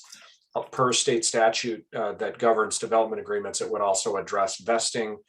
It's a good place to memorialize commitments for and more specific determinations for the applicant's pro rata share contribution to some of the improvements that are outlined in staff report recommended conditions, specific requirements for construction of infrastructure and so on. And then I think Mr. Rogers can speak to the portions of the staff report regarding development of design guidelines. Perfect, thank you. And also, at what point and what is the process for development agreement? How is there a public process? What's the process for that? So that development agreements are determined by the city council. They may or may not hold a separate public hearing related to it, but it certainly would occur. Their review and determination on it would occur through public deliberation. It's anticipated that a proposed development agreement would be presented to the council contemporaneous with their consideration of your recommendation on the PCI plan and determination of the SEPA appeal. Thank you so much. Thank you. And Mr. Rogers, with regard to design review? Of course. The staff report contains a number of recommended conditions regarding design guidelines. I identified these in my presentation. The design guidelines would identify certain design features, everything from lighting, the look and feel of the buildings, et cetera, et cetera. And these design guidelines will need to be approved by the city prior to the issuance of any building permits within Planning Area 1. So the design guidelines would go through a separate process to follow this PCI plan process. This is a common procedure within the city. It was used for the same list I mentioned earlier for the deviations for Snoqualmie Ridge 1 and 2 and for the Salish Lodge expansion project. And so, again, this is a normal process. Specific to design review, some of the first, I believe, 3 recommended conditions speak to how design review would occur with this. In summary, it would be an administrative design review process in which there are some specific criteria laid out that the community development director would use to determine, the term it used as substantial conformance of future permits to both the PCI plan approval, but also the design guidelines that would be adopted. The design guidelines would require city council approval. And so again, there will be as Mr. Sturbank was commenting on the development agreement, there would be a future public process regarding the design guidelines. Thank you so much. I just wanted to have those two future processes sort of addressed on the record. Of course. Sure. And then basically the remainder of questions I have for you do address the city's responses to public comment. So I think without further ado, let's go to public comment now. And then we will, following public comment, have responses first from the city and last from the applicants to public comment. And then during those responses, the parties are also invited to bring to my attention anything else they think needs to be stated or explicitly called out on the record for tonight. So with that, I am going to ask, and I see somebody already has, if you are a member of the public and you would like to testify tonight in these proceedings, I would ask you to use the raise your hand feature on Zoom. It's, I assume everybody knows Zoom now. We've been doing this for a couple of years, but of course it's in the toolbar down at the bottom of my screen. And what we will do is when we start public comment, we will simply call the hands as the names have showed up in the attendees list. And the process will be as follows. First, we will identify the member of the public who's going to speak next. Then city staff will promote that person from an attendee to a panelist so that that person has the ability to share their video. You're not required to share video. Of course, for the people on telephone, we would only be hearing you, and it's completely appropriate for me only to hear, but you are allowed to share video if you'd like. Each person who desires to testify will have 5 minutes. I am going to implement a time limit just because we have a large number of people here. That time limit was also discussed during the pre-hearing conference, and so it should not be a surprise to too many parties. And it's slightly more than the 3-minute time limit that's allowed at city council meetings. And I hope that that feels like enough time for folks to get their comments across. Just so you know, we're going to go through the list of people whose hands are raised, and then I'm going to throw it out again and invite anybody who hasn't raised their hand to do so at that time. We'll go through and then offer any last call for public comment. We will go through all the names and then close public comment once all of the raised hand parties have spoken. I think, Mr. Rogers, you want to go ahead and give instructions now on how people who are on the phone can raise their hands. Isn't that right? That's correct. Yeah. If for those of you who are on the phone who wish to offer or raise your hand rather for a comment, you can press *9 and that will raise your Zoom hand so we can see it. Thank you. Thanks for pointing that out. And then *6 will mute and unmute you once we have allowed you to speak. Great. So sorry, I'm trying to make sense. I want everybody to understand the rules of participation so that everyone has the same opportunity to speak. Again, we're going to identify you. I will ask you to state and spell your name and to give us either a mailing address or an email address for the record so that we have the correct method of sending you the decision document when this is final. I will ask you to take an oath to tell the truth. And at that point, we will start the timer and you will have 5 minutes to present your testimony. If you're not done at 5 minutes, we're going to ask you to wrap up real quick. I'm going to try to hold people to 5 minutes so that everybody has the same opportunity. After we have gone through the list one time, I will again throw it out, ask for last call for public comment. After we close public comment, there will not be a chance to speak again, so don't be shy at the outset. Please know, I'm going to state this now, I probably should have said this at the top, I will say it again at the bottom. For anyone who is having difficulty participating because they have technology problems, their camera, their microphone isn't working, their internet has gone out, anything like that, there will be a post-hearing written public comment period. Members of the public will have 2 days to email written public comment. That comment should be sent to the hearing clerk, Gwen Berry. Her email address is gberry@snoqualmiewa.gov. Ms. Berry, is that correct? Yes, that is correct. Good, glad I remembered it. when that comment comes to Miss Berry, or she will forward it, but well, obviously she'll forward it to me. She will make it part of the record, and she will forward it to staff and the applicant. If, assuming we do get public comment, staff and the applicant will have a chance to respond. Again, at the end of tonight's hearing, I'll go over that calendar so that you all have the dates from me tonight verbally. And then after the hearing, I will email that calendar to Ms. Berry, and I have asked her already to put it on the county's community development project page for this project. And just so you know, I'm going to be holding up my phone so people know how how much time they have. Great. Rather than have you hold up your phone the whole time, maybe you want to wait until there's like 90 seconds left and then hold it up so they know they have another minute and a half or 2 minutes left. Otherwise, I think your hand's going to get tired. Yeah. Yes. All right. Anything else we need to address before public comment? Did I hit all the points there, Ms. Berry?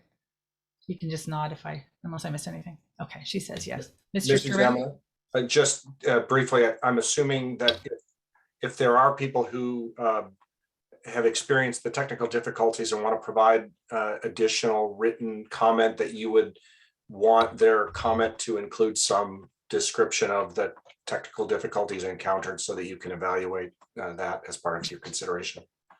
Yes, I will be. I hope that somebody would say, you know, I was unable to testify because X. And so I would base my decision on whether or not to admit it based on that. But I'm balancing the opportunity for public comment and the need for an open process with keeping a tidy record. So trust me in my discretion to admit those comments. And I am monitoring my emails as we speak. So, great. Okay. And then lastly, that public comment deadline for this, as I said, it will be 2 business days. And so after today, that will be Thursday, Friday. Close of business of the city is 5 p.m. So that's going to be our cutoff time for timely post-hearing comment. But let's return to the during hearing comment now, which is the time we are here for. Again, please direct your comments and questions to the recording. To my attention, I'm going to ask staff and the applicants to make note. I will be taking notes about questions and concerns that you raise. We will not have answers to your questions as you ask them, but rather after everyone has testified. First, staff, and last, the applicant will respond to questions and concerns that are raised. Madam Clerk, if we could go to the first person, I'm going to ask you, please, to be the person who calls out the name. yes, the first person we have with our hand raised is Sherilyn Lux, SHARILYN,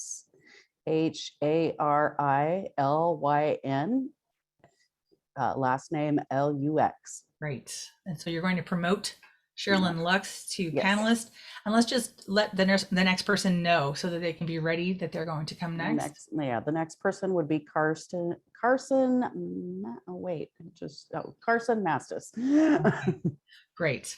Then Sherilyn Lux, if you'd like to share your video, you can, but it's not required.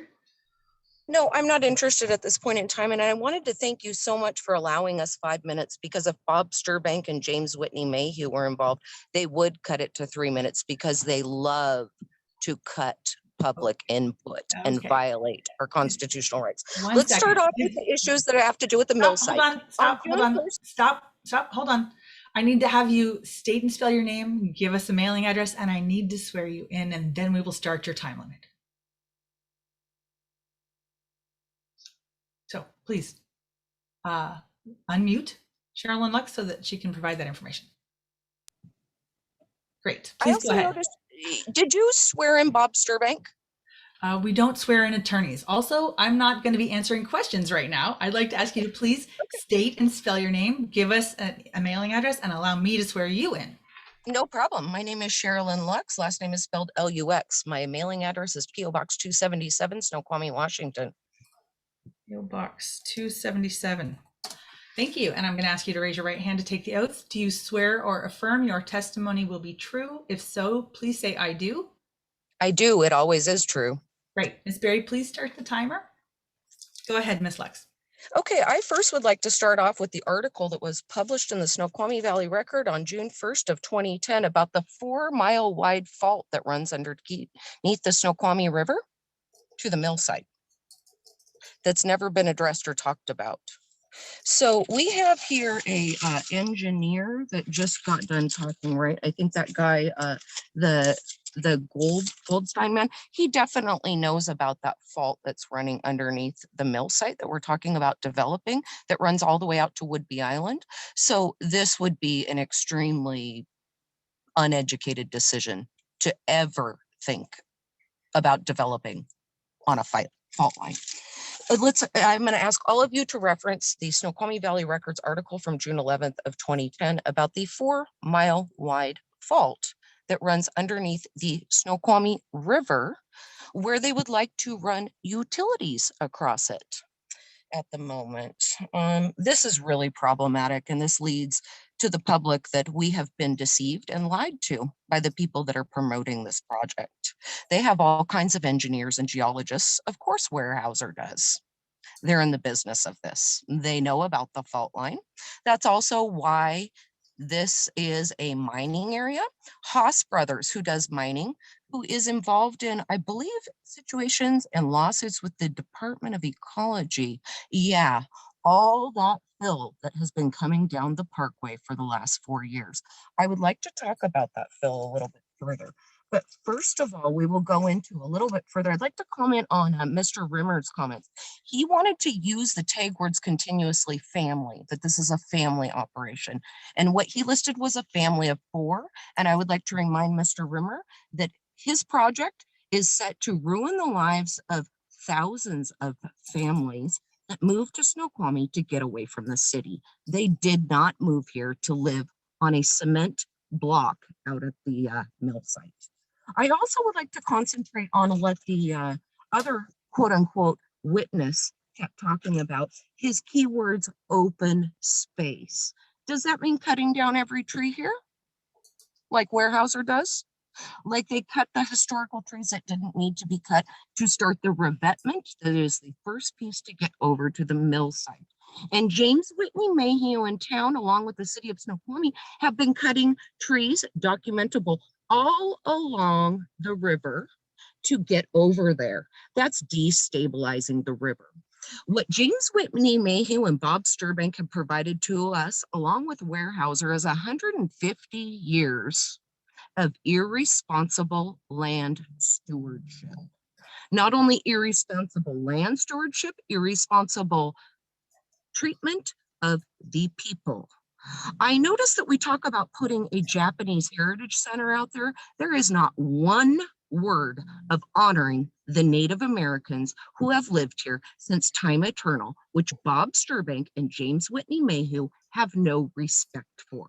That spot is more the land of the natives than it is anything to do with Steve Rimmer or Warehouse or any of these other people involved. That land out there and this water belongs to everyone. Not to Mr. Rimmer, not to Millside Adventures, not to the city of Snoqualmie. I would like to go on further to talk about the USGS's information about the Quaternary Fault and Fold database, about the Seattle Fault Zone Class A number 570, which has never been addressed.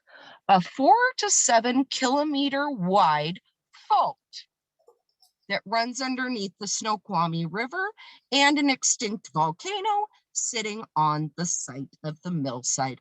Whoops, they forgot to mention that. Not only is it environmentally a huge problem, it's destroying paradise and the reason why everybody moved here. This is not a project to enhance living. This is a project to erase responsibility for Weyerhaeuser and for a used car salesman to sell off paradise. Borst Lake is not separate from the water systems, as these people would like to claim. It simply is not. I would like to bring up another issue that has come to state this week, the ferrobacterial issue by the Department of Ecology. They were out here this week, and now this has triggered something with the EPA. This is in the last 3 days. The EPA, if we go ahead and we look at Ms. Lex, ferrobacterial. your time is up. Thank you for your testimony. I guess staff already muted you, so I hope that you had seen Ms. Berry did have her timer up to show you your time was dwindling, and it is completed. Okay, so going down the list, I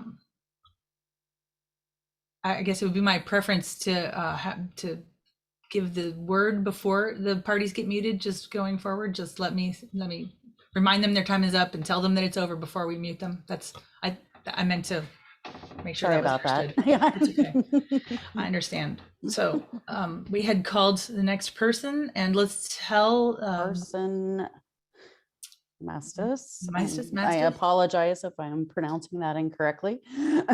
promote that person to a panelist, and then warn the next person that they will be coming up, please. Okay, the next person is Jeff Groeschel. Okay, so there you are. Thank you very much. If I could get you to please state and spell your name, give us a mailing address, and then allow me to swear you in. Hi, Sharon. My name is Carson Maestas. My mailing address is P.O. Box 545, Snoqualmie, Washington, 98065. Thank you very much. Could you please raise your hand? To take an oath, do you swear or affirm your testimony will be true? If so, please say I do. I do. Appreciate it. Miss Berry's going to run time for us, and I'm hoping that you'll remember that she was going to show her clock when you're down to about 90 seconds. Sure. Okay. Go ahead. Well, thank you. I appreciate the time. First off, I love the background that you've chosen right here. Snoqualmie Falls is obviously one of the major attractions that we have here at the here in Snoqualmie. It's a draw of, I think, 2 million plus people a year. It's a fantastic picture you have there. I love the alpenglow that you have on there. Let me just kind of share my favorite one that I have as well. Let me share my screen. You guys see it? Okay. Not really my intention to have folks sharing their screen. It's quite all right. I mean, it's you said that we're allowed to share our video and screen and everything like that. The difference, I'm sorry, the thing about this one is that prior to taking this, I consulted with the tribe and kind of asked for their permission, because I asked for a deviation from the standard process, which was that. Anyway, that's neither here nor there. What I would actually like to talk about is the Snoqualmie tribe's statement that they've given to kind of echo the concerns that Sherilyn had, is that some consideration had been given to dedicating a space for the heritage of the Japanese workers that worked at the mill site back in its heyday. However, there's not really a whole lot that's brought up about the tribe's concerns that they have. And so I'd like to kind of address the letter that was written to the city of Snoqualmie, addressing the concerns they have about the development of the mill site area. And I think I'll just, rather than read through the entire thing, which is 30 pages, to conclude it, this tribe says they appreciate the city's consideration. However, they think that issuing permits for development is in no way, shape, or form appropriate or respectful of their wishes. Personally, my favorite little portion of the statement was right here, when they were talking about the Snoqualmie Falls cultural, the tribal cultural project. So the thing that they've outlined here in page 3 of their statement that they filed back in 2020 is they're concerned about the development that may occur next to the archaeological sites, including burial sites and other sites that are important to their oral tradition.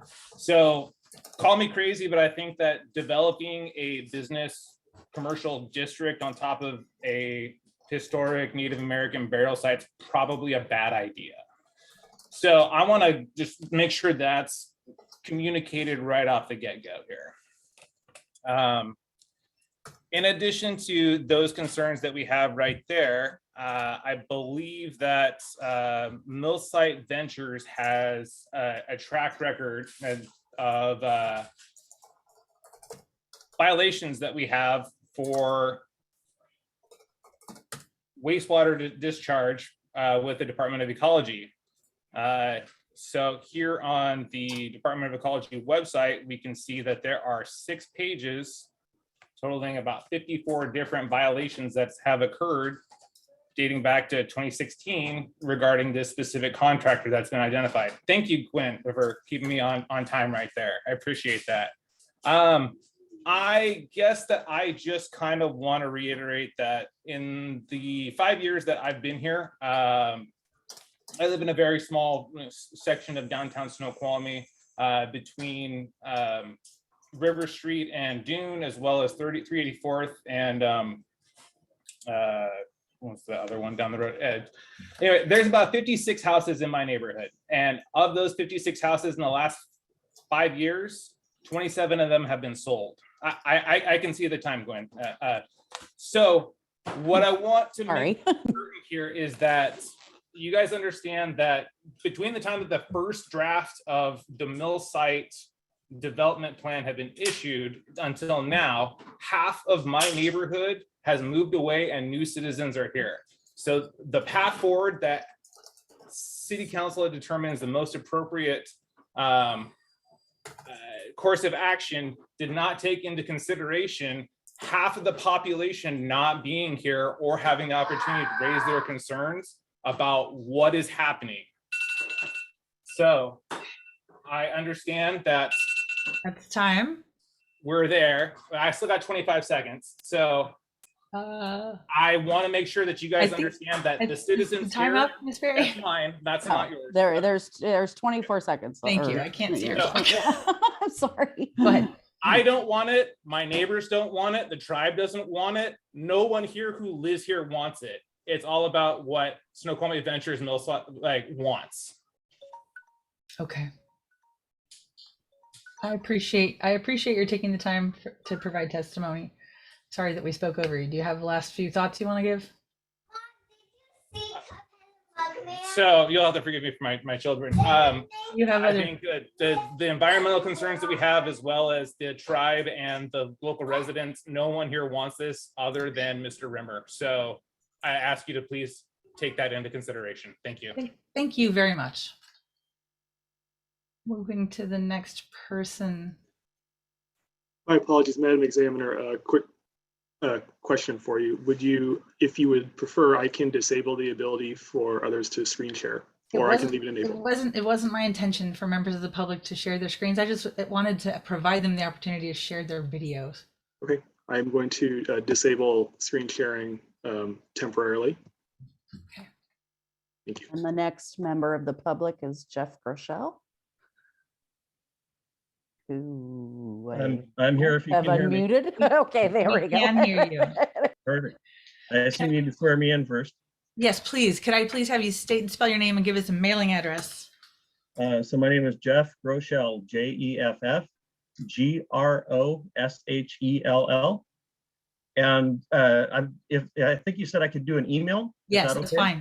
fine. radargolf@hotmail.com. So I'm gonna need you to give it again. R-A-E. No, D, radar Thank you. golf, RADARGOLF Thank at you. hotmail.com. Awesome. Thank you so much. Okay, I'm going to ask you to take the oath. Please raise your right hand. Do you swear or affirm your testimony will be true? If so, please say I do. I do. Thank you, and go ahead. All right, so I'm going to give, because 5 minutes I don't think is enough time, a condensed version, but I am happily contacted by anyone if they want more details on anything I bring up. I'm a lifelong Valley resident, and my grandparents actually had the Valley record in the late 40s to early 60s. I also submitted an email just today with some information, but it was a little bit hastily put together because I've been out of town. But my main concern is for the lower valley. I'm a Fall City Valley resident and have a business in the floodplain and floodway. My father's the owner of Snoqualmie Falls Golf Course, and I have a very extensive knowledge of flooding in the valley, especially North Bend all the way through Carnation. And my concern is we are at a place now where we are already set up for destruction.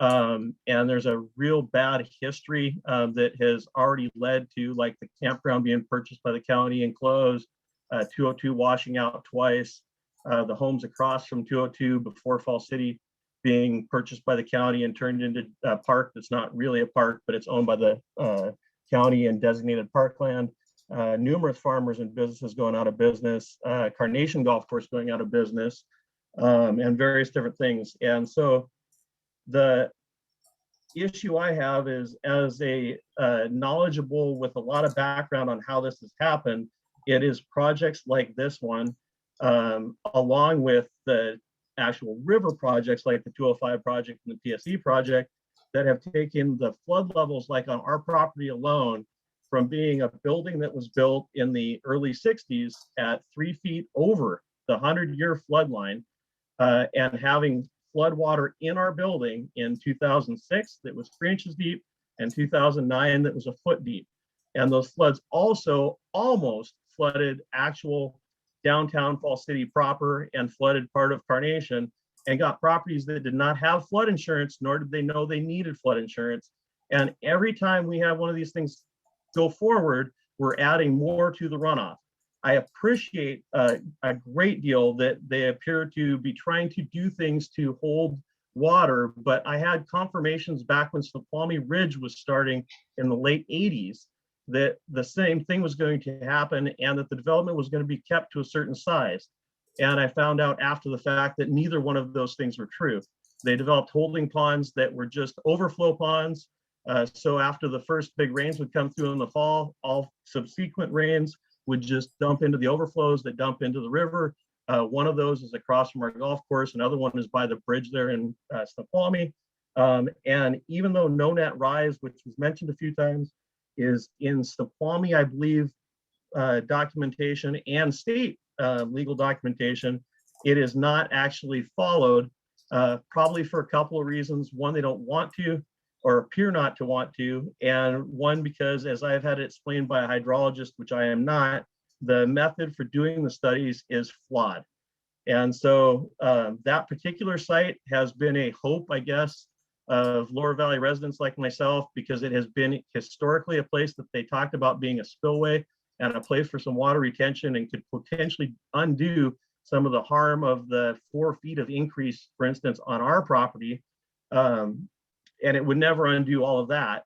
But every one of these projects that adds to the runoff and adds to the flooding is closer to running us out of business, running Twin Rivers out of business, potentially flooding the town of Falls City, and getting a whole bunch of homeowners and businesses that don't even have flood insurance because they don't realize that they've been put into the floodplain through all these upstream projects.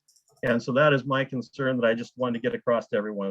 And like I said, I can give full details on everything from the projects in North Bend, Trucktown, all the way to Snoqualmie Ridge, the 205 projects, the levees on the Middle Fork, et cetera, that have pushed the water downstream and the additional runoff.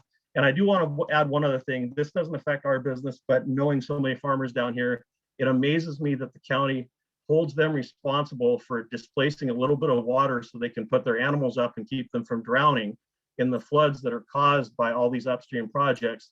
Yet they don't hold Weyerhaeuser responsible for developing Snoqualmie Ridge to a size that's 100 times what was originally claimed, and creates so much impervious surface and runoff. But yet they make the farmers somehow be held to letting their animals drown when the floods come. But that's it. My concern is for the Lower Valley, and I would hope that even the developer possibly would consider, because he seemed like a decent guy at the start, the jobs he thinks he's creating, he is stealing from and damaging people downstream, unless they have come up with some actual miracle method to stop one of these projects from increasing our flood levels. Mr. Groeschel, thank you for your testimony. I just want to note that I do have your comment. It's already, the comment letter you sent today is in the record at Exhibit 3J. So Okay. Thank you for being here. Thank you for your engagement. No problem. Thank you. Thank you. The next participant or the next commenter is Peggy Shepard, and I'm going to allow her to talk. Thank you. And the next person will be Christy Coughing. Thank you so much. I just want to try to give people a heads up that they're up next. Yep. Okay. We now are Peggy Shepard. You are unmuted. You can introduce yourself and share your video if you'd like. Not required. Please state and spell your name, give us a mailing address, and allow me to swear you in. Okay, my name is Peggy Shepard, PeggysHepard. My email address is peggyshepard@comcast.net. Just got to get your email address down. Got it. Okay, I'm going That's to, pay, that's Shepherd with 1 P, just so you're aware. yes, thank you. Okay, her name at comcast.net, right. All right, let's have you please take the oath to tell the truth. If you would raise your right hand, do you swear or affirm your testimony will be true? If so, please say I do. I do. Please go ahead. Okay, the first thing, I have 55 pages in my comments that I've already submitted. That's The first one has to do with argument against phasing environmental study. The FEIS refers to WAC 197.11-060, paragraph 5. But what it doesn't do as far as being able to phase it. However, if you also, this same statute also says phased review is not appropriate when the sequence is from a narrow project document to a broad policy document. It would merely divide a larger system into exempted fragments or avoid discussion of cumulative impacts, or it would segment and avoid present consideration of proposals and their impacts that are required to be evaluated in a single environmental document, 197.11.305. However, the level of detail and type of environmental review may vary with the nature and timing of the proposals. Where proposals are related to a large existing, and this is paragraph G, where proposals are related to a large existing or planned network such as highways, streets, pipelines, or utility lines or systems, the lead agency may analyze in detail the overall network as the present proposal or may select some of the future elements for present detailed consideration. Any phased review shall be logical in relation to the design of the overall system or network. This is a 100-year-old site where there was a mill that operated that in 1917, they say was one of the largest mills in the world. So for all that time, we don't know what all has happened at that site. And there is no way that you can quickly look at a couple of pictures and assess that there's no contamination concerns there. There is a site at Kashmir in mill in the Washington state where they actually had the area where they say they were storing logs. They had that at that site. And at that site, they had to do extensive cleanup because a lot of the fill that was in there was accumulation of wood debris. And we had some old growth logs. We had logs that were taller than several men if they stood on top of each other. We had some massive amount of work happening at this site, and you cannot go forward and assume that there is no contamination there. One of the things that they found at the Kashmir site, mill site, is methane gas because it had been buried. The other thing is we need to go back and look at how this site was, all the agreements and what agreements were deferred to this point from when they annexed the property, which they're not talking about. So one of the deferred agreements was to remove the fill that is in excess, that they piled up on this site for a better part of 100 years. So the site hazard assessment didn't come out until I think a month or so before the FEIS came out. I have not heard anyone address what is the difference between our draft EIS, the FEIS, and the site hazard assessment, which has assessed the site as being one of the most contaminated sites, potentially most contaminated sites in the state of Washington. This is because of Weyerhaeuser. Weyerhaeuser has a track record of contamination. They have 6 sites in the state of Washington that are in rank number 1 as far as most contaminated potentially most contaminated in the site. They have one that is a Superfund site.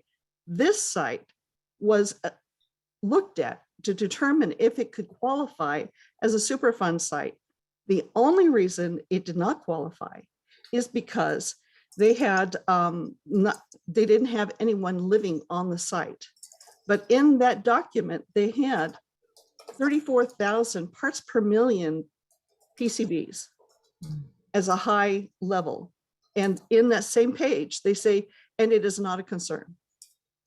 So I want people to understand that we do not know that this is not a Superfund site.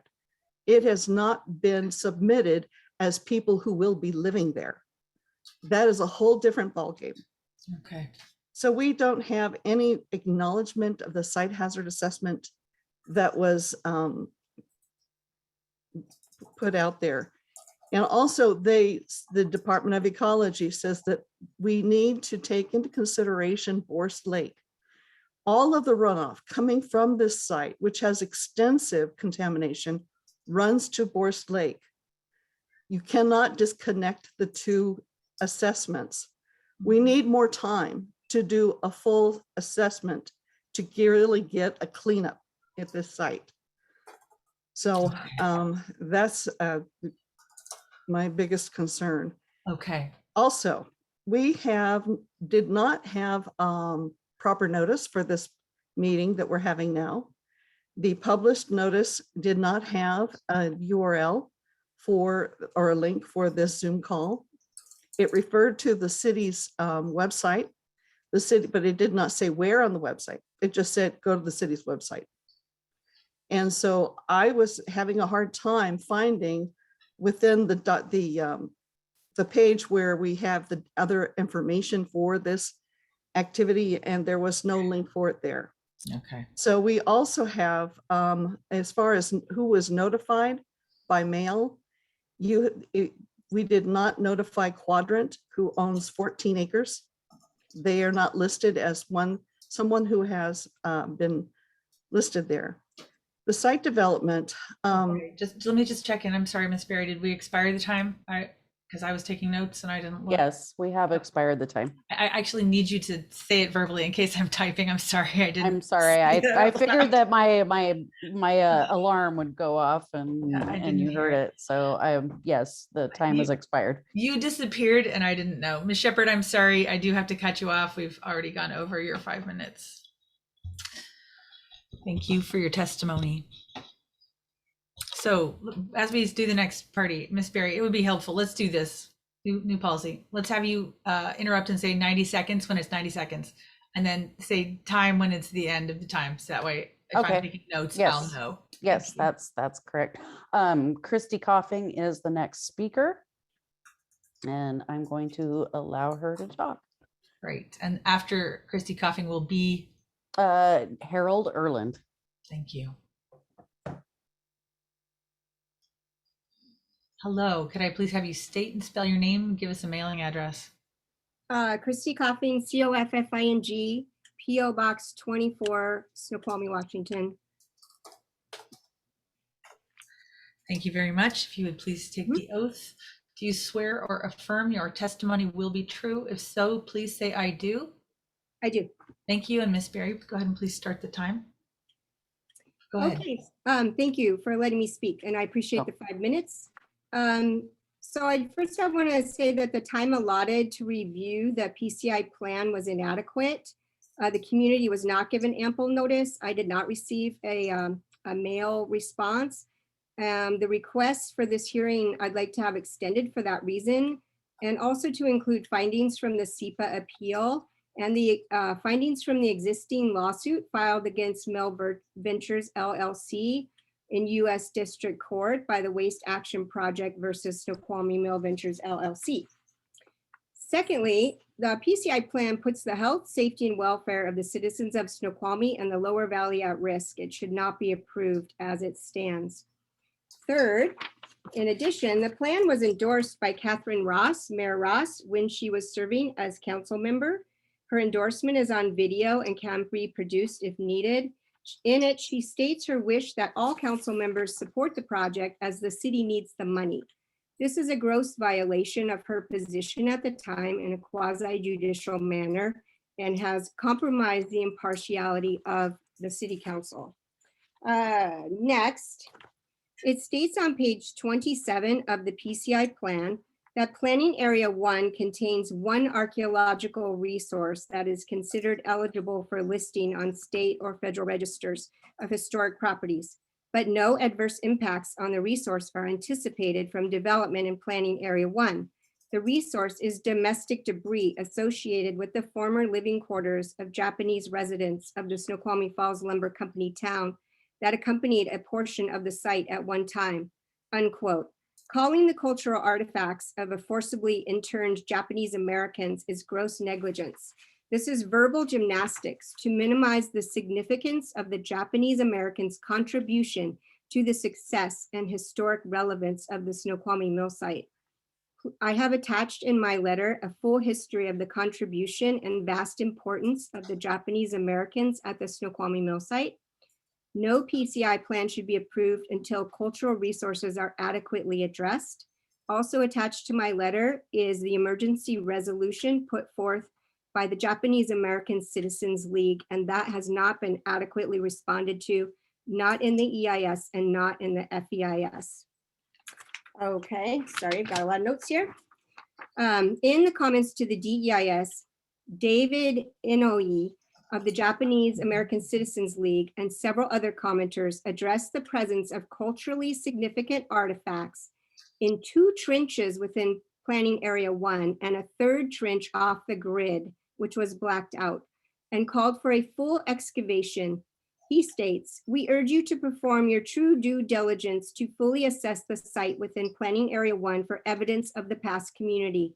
Only a full excavation that has the potential to reveal so much about the community that was suddenly uprooted and forced to leave so many belongings that are likely still buried beneath the burned ruins of their homes." He also states, "If development is allowed to proceed without further assessment, the opportunity to gain this knowledge will likely be lost so long as the development is in place covering the site, and even worse, permanently destroy invaluable remnants of the past." These concerns are not addressed in the FEIS. 1 minute, 30 seconds left, please. Okay, next up. All right. The site is the 2nd most polluted site in the state of Washington. Actually, now it's the 1st, second only to Hanford. The plan has no meaningful data regarding the types and levels of toxic pollutants on the site. The plan punts these issues to some future time and processes. The developer is saying he will clean up the site, but according to Chapter 64.44 RCW of contaminated properties, a contractor, supervisor, or worker may not perform decontamination, demolition, or disposal work unless issued a certificate by the State Department of Health. The department shall establish performance standards for contractors, et cetera, et cetera. That is also in my letter. Lastly, potential water quality impacts from treated stormwater discharge into the river would be predominantly related to warmer temperatures of stormwater runoff from developed surfaces compared with river temperatures. This is on page 18 of the staff report. So then they go to claim that the way they treat the water is not going to adversely affect the temperature of the river downstream. So to make this short, and this is an erroneous statement, and this is also in my letter. It is saying such as, if I throw chemicals in the river above the falls, it won't affect the water downstream. So I see I have to wrap up. And yes, thank you for letting me speak, and I have more detailed stuff in my written response to the document. Thank you. Thank you. Thank you for your testimony tonight and for your written comment. Okay, were we going to go to Harold Erland or Don Harper next? Oh gosh, let's see. I thought it was Harold Erland, but it looks like Dawn Harper moved herself up. All right, I guess. Sorry, Harold. Okay, Don Harper. Hello, you're unmuted. Please introduce yourself, give us a mailing address, and let me swear you in. Yes, my name is Dawn Harper. And my address is 8130 378th Avenue Southeast, Snoqualmie, Washington. And Dawn is spelled D-A-W-N, Harper, H-A-R-P-E-R. Thank you very much. And I'm going to ask you to please raise your hand to take the oath. Do you swear or affirm your testimony will be true? If so, please say I do. I do. Thank you very much. Ms. Berry, please start the time. Please go ahead, Ms. Harper. Great, thank you. I've addressed my concerns in various letters that I have submitted.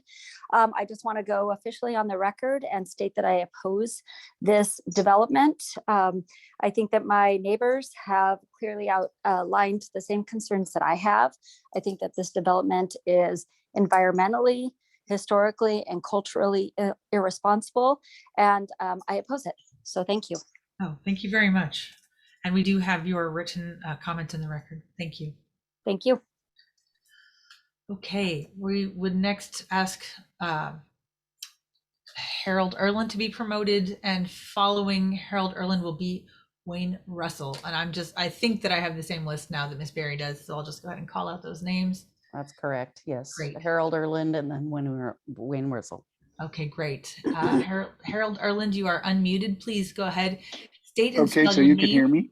I can hear you. Please go ahead and state and spell your name, give us a mailing address, and allow me to swear you in.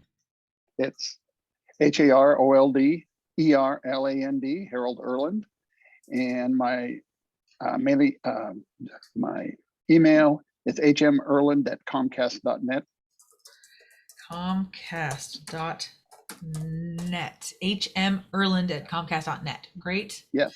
Great. I'm going to ask you please to raise your right hand to take the oath. Do you swear or affirm your testimony will be true? If so, please say I do. I do. Thank you. Miss Berry, please start the timer. At this time, go ahead.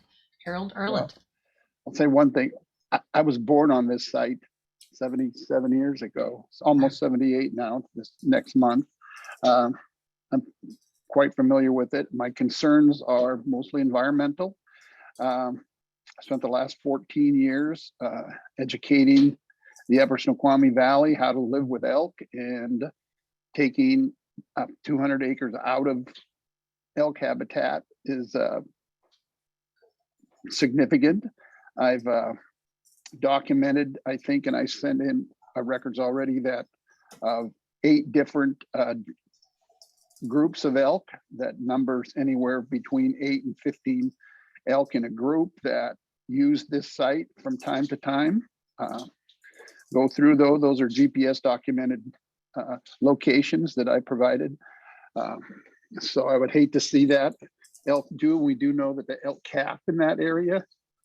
So that's one of my main concerns, is habitat, losing habitat for the elk.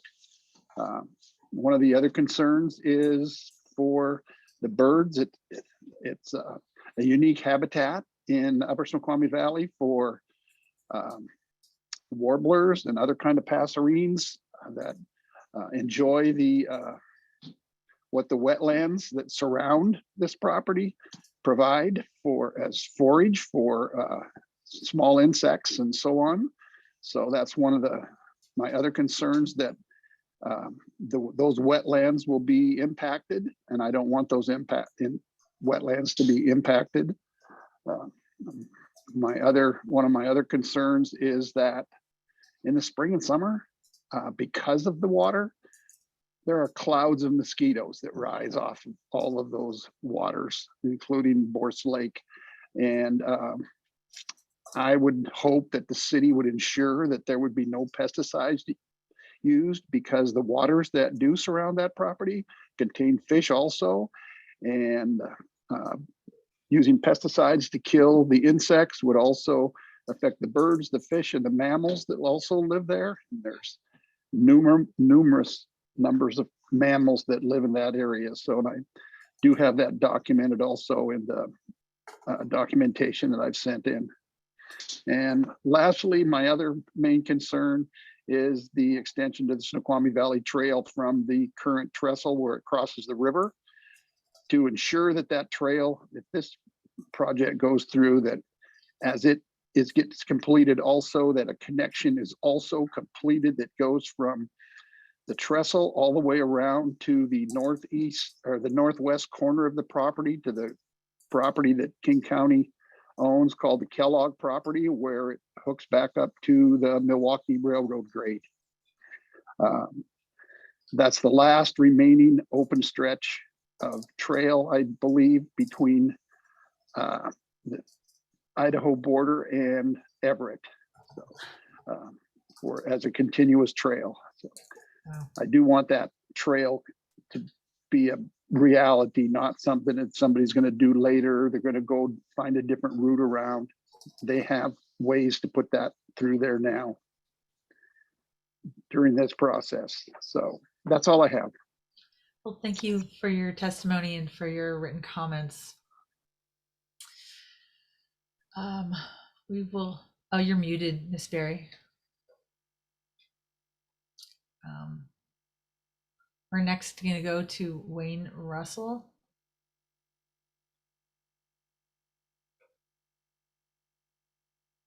If we could have Wayne Russell promoted, please. And next, it looks like we're going to have Karen Yoshitomi.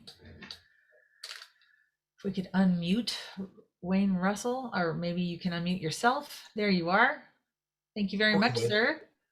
Let me have you please state and spell your name and give us a mailing address. Okay, Wayne Russell, 8438 Meadowbrook Way, Southeast, Snoqualmie, Washington, 98065. 98065. Thank you. If I could get you to raise your hand to take. Could I give you my email address too? Yes, Sharon? you can. Okay, Wayne Stuff, WAYNESTUFF at Comcast.net. Wayne Stuff, STUFF. Right, STUFF at Comcast.net. Great, I have that. Sir, if I could get you to raise your hand to take the oath. Do you swear or affirm your testimony will be true? If so, please say I do. I do. Thank you. And Miss Berry, I saw you were on the phone. I just need to confirm that we're starting the time. Could you let us know? Sorry, I had somebody texting me asking me for access to the meeting. Thank you. Thank you for doing that. Could you please start the time? I will. Thank you very much. Wayne Russell, please go ahead. Okay. Having lived on Meadowbrook Way Southeast since 1984, we have grave concern about the proposed Weyerhaeuser Mill Site project by Mill Site Ventures Development Proposed Commercial Industrial Plan, submitted to the city of the city of Snoqualmie and already requesting deviation from city code per the supplied city staff report. We have experienced flooding, higher traffic volumes with the first and second remodels of the Mount Si High School, along with the rebuilding of the Meadowbrook Bridge from 2-lane to 1-lane, making it a single signal controlled 1-lane bridge. When the mill was fully functional, we had 3 shifts per day using the Meadowbrook Way, along with high school, elementary school, with tourist and golf course traffic. With the new Mount Si High School, we now have traffic jams at present on one of the 2 accesses to the mill site twice a day. The other access of Focal Road roundabout on Highway 202 has weekend traffic jams and traffic direction by law enforcement when large volumes of visitors are expected to Snoqualmie Falls. This is inadequate access to the site for this large-scale development. The mill experienced a major fire of the plywood plant in 1989, which caused the release of PCBs from the transformers and other pollutants into the soil and drainage to Borse Lake, which is the mill pond, and per attached documents may have caused these pollutants to enter the pond. Also, these same documents specify that groundwater contamination may also occur. Adding to this problem is that after logs floated out of the log holding area during the 1984, 85, and 1990 floods, a berm was placed from the mill pond to the Hall Road that entered the mill site to prevent reoccurrence. Berm was installed without proper permitting and allowed to on-scene fill behind the berms to the elevation and planning area 1, which is also the Dirtfish Rally School, and present-day fill is to the top of the berm. According to the pre-annexation agreement, all fill was supposed to be removed. We personally know the elevations were added since we cut firewood and equipment would haul the wood to the edge of the sort yard, since Weyerhaeuser allowed firewood cutting on a small drive paralleling the Mill Pond Road, approximately 100 yards or so long. You could see the equipment and workers moving the wood in the sort yard and delivering wood to the firewood cutting area. The significantly added fill affects the flooding of the city and surrounding areas, along with the raising the elevations to the base flood elevation of 423 feet on proposed planning area 1 to make the area sellable as a FEMA floodplain vice floodway. Designation for building purpose per flood insurance rate maps, developing and buildings are significantly different under those circumstances. The irony of this is the city of Snoqualmie had a letter of map revision done in 2010 for the remodel of historic downtown, but also included the mill site side of the river when it was not part of the city at the city's expense.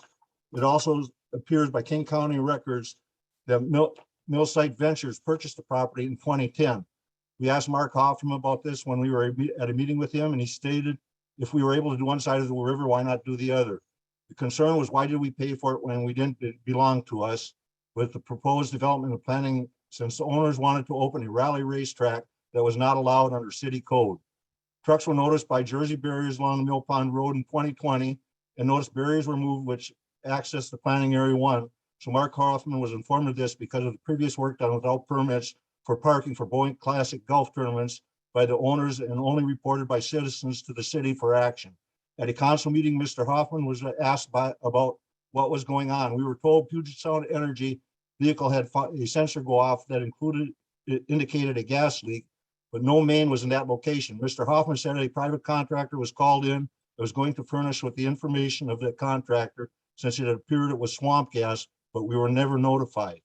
The staff report indicates planning area 1 was historically used for log storage, not for industrial processes, and no contaminants had been identified on the portion of the PCI plan site. Where is the swamp gas emanating from? If log debris has 6 foot to 20 feet of fill as per the FEIS added over this log storage area in planning area 1, as suggested by the final environmental impact statement, was determined without a study, and if one was done, where are the results? The project also called for realignment of Mill Pond Road, which places at the suggested roundabout at the BFE of 423 feet to accommodate a wildlife passage and flood flow outflow to the Snoqualmie River. This was mentioned by Mr. Goldsmith. This will be done with major excavating and fill to accomplish this objective. Also, the excavating and grading for footings will disturb this possibly contaminated soil, attaching information on a study done at the Cashmere Mill site, which shows what could be underlying concerns.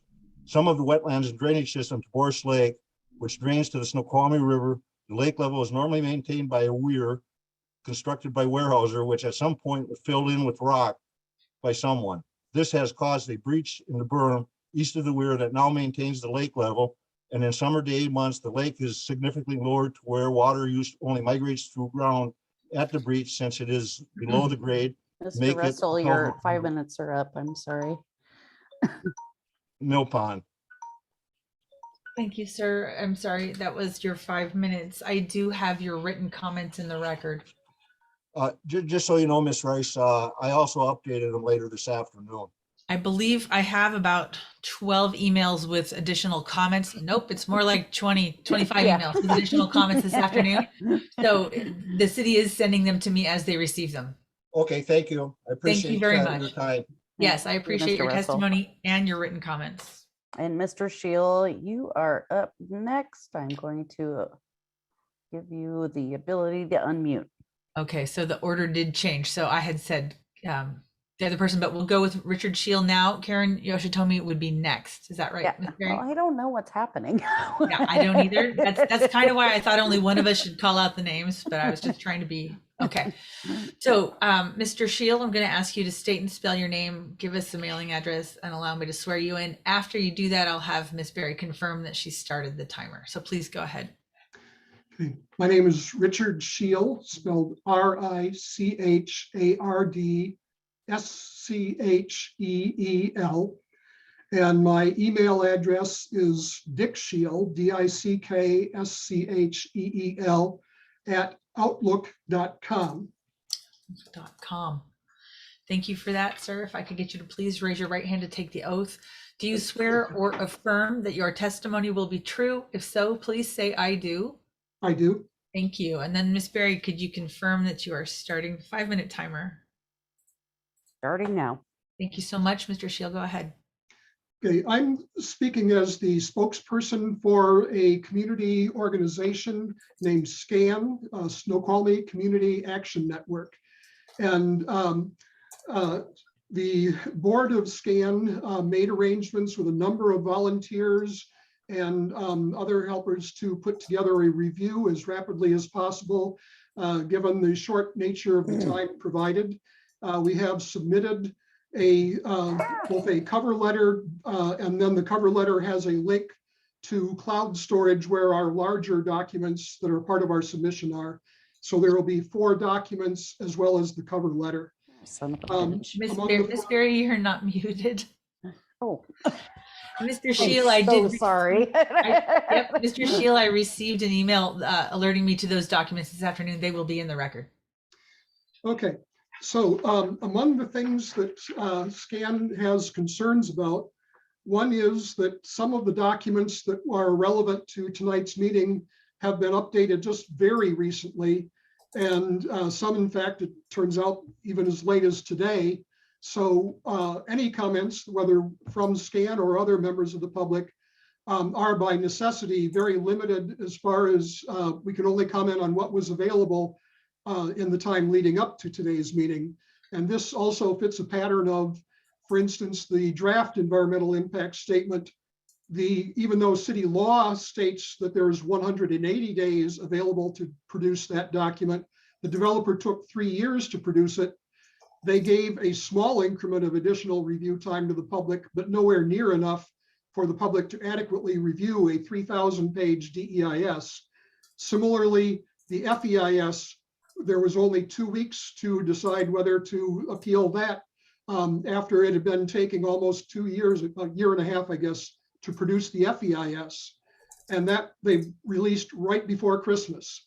So we would ask the hearing examiner to take into consideration, not all comments are able to be perfect. There's been a lot of impediments to the public being able to be fully engaged. Would also like to point out that in the documents that we submitted, several of them are in the form of taking city documents such as the staff report and then applying Microsoft Word markup to them, where we've added suggested edits where we think there are better constraints that could be applied. In particular, there are a number of places where in the proponents' documents, there's a lot of very vague and wishy-washy wording like may or might or will consider. And we feel that that leaves way too much leeway and exposure to the city's residents for things to be done in a different way in the future. And that we feel that it's very important to have precise and binding language in there that cannot be just said, oh, we thought we might do it, but it turned out we didn't want to spend that much money, something like that. Also, I'd like to point out that as an organization, a number of SCAN members also would like, just for legal standing purposes, to indicate that they are kind of co-submitting these comments. So should there be a need for future action, Superior Court or something, that they would all have standing based on the SCAN comments. Ms. Berry, I can't see if you're displaying a timer. Thank you. I can't. Yeah, she's not screen sharing. Where are we, Ms. Berry, on time?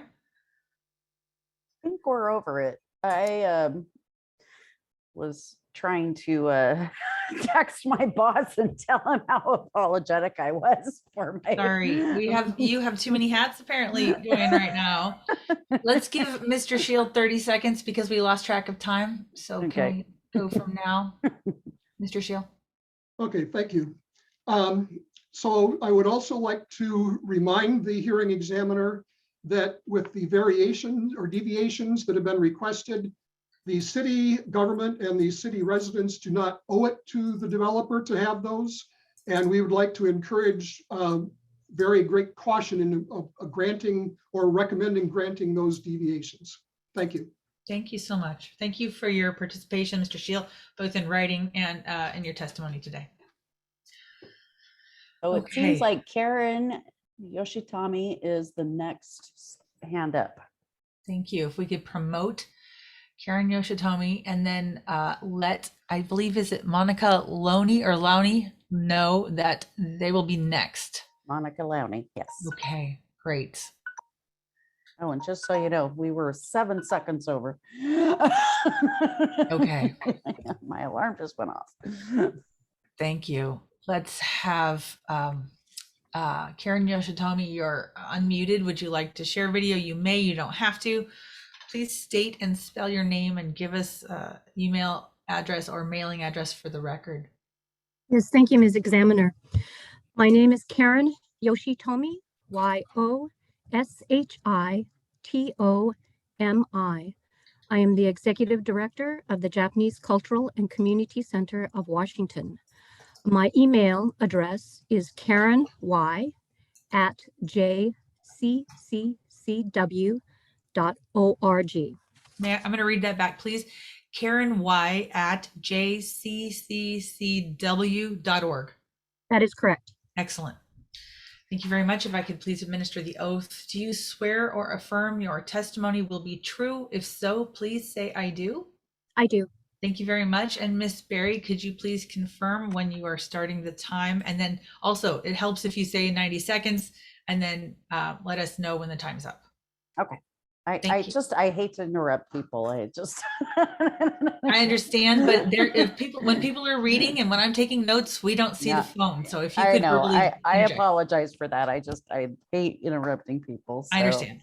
Anyway, I will be cognizant of that fact, and I am starting the time right now. Thank you very much. Please go ahead.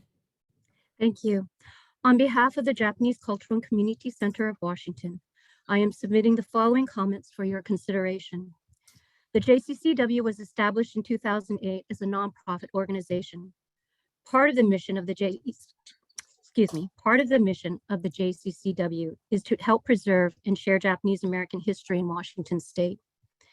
The JCCW currently owns and operates programs and events in the building that houses the Seattle Japanese Language School called Nihongo Gakko. And this year we will be celebrating our 120th birthday. The Seattle Japanese Language School is a City of Seattle historic landmark and is listed on the National Register of Historic Places. 80 years ago, on February 19th, 1942, Executive Order 9066 was signed by President Roosevelt. That executive order paved the way for the exclusion and forced removal of the Japanese from the West Coast region. On this day, exactly 80 years ago, on March 30th, 277 residents of Bainbridge Island were forced to leave. And shortly thereafter, the employees of the Snoqualmie Mill Lumber Company were also forced to leave. And since they were only allowed to bring what they could carry, they left what archaeologists would call domestic debris behind.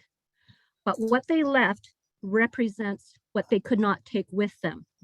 And so we are convinced that there is a vast amount of important historical artifacts that can convey the story of the tragedy of what happened 80 years ago and its relevance to civil and human rights today. Based upon the draft environmental impact statement, and in particular Appendix E of the SEPA Cultural Resources Assessment of the Snoqualmie Mill Plan Development, the JCCW is providing the following comments for consideration. 1, we believe that further archaeological testing of the Japanese community site, parens 45-KI-1474 and parens, is warranted. At a minimum, additional data should be gathered in order to delineate the site, determine the potential number of artifacts, and collect samples. 2, we have initiated contact with staff at the Department of Archaeology and Historic Preservation to submit an application for the Snoqualmie Falls Company mill site to be listed on the National Register for Historic Places. We would also ask that the area which contained the Japanese bunkhouses be included within the historic district boundaries. 3, we have already consulted with a regional archaeologist at the National Park Service to identify potential federal support to preserve and protect the site if the SFCO mill site and Japanese bunkhouse area are listed on the National Register. 4, we have reached out to the University of Washington through 2 of their departments, the Archaeology and American Ethnic Studies Department. And Yes. faculty. I'm sorry, Ms. Yoshimoto. apologize for interrupting you, but you have 1 minute, 25 seconds. I can complete in that amount of time. Let's see. Faculty in both departments have expressed support and willingness to work with the JCCW and community stakeholders to work on this project. And fifth, the JCCW officially requests an opportunity to discuss mitigation with the developers and to be included in the development of an interpretive plan. Thank you for the opportunity to provide comments this evening. Thank you very much. Appreciate that. Okay. We had said we were going to hear from Monica Loney next. Following the next person, Miss Berry could. It's Kenya Dillon. Yeah, we just need to, we can mute you. If you can mute yourself, there we go. And I Thank you. just received public comment from Monica, so I will forward that to you. Thank you. So I just wanted to say, following Monica Loney will be Kenya Dillon. And then I also just wanted to state, we still have two people listening in by phone. If you would like to raise your hand to provide testimony, you should press star 9 to raise your hand if you'd like to present testimony. And with that, if we could unmute Monica Loney.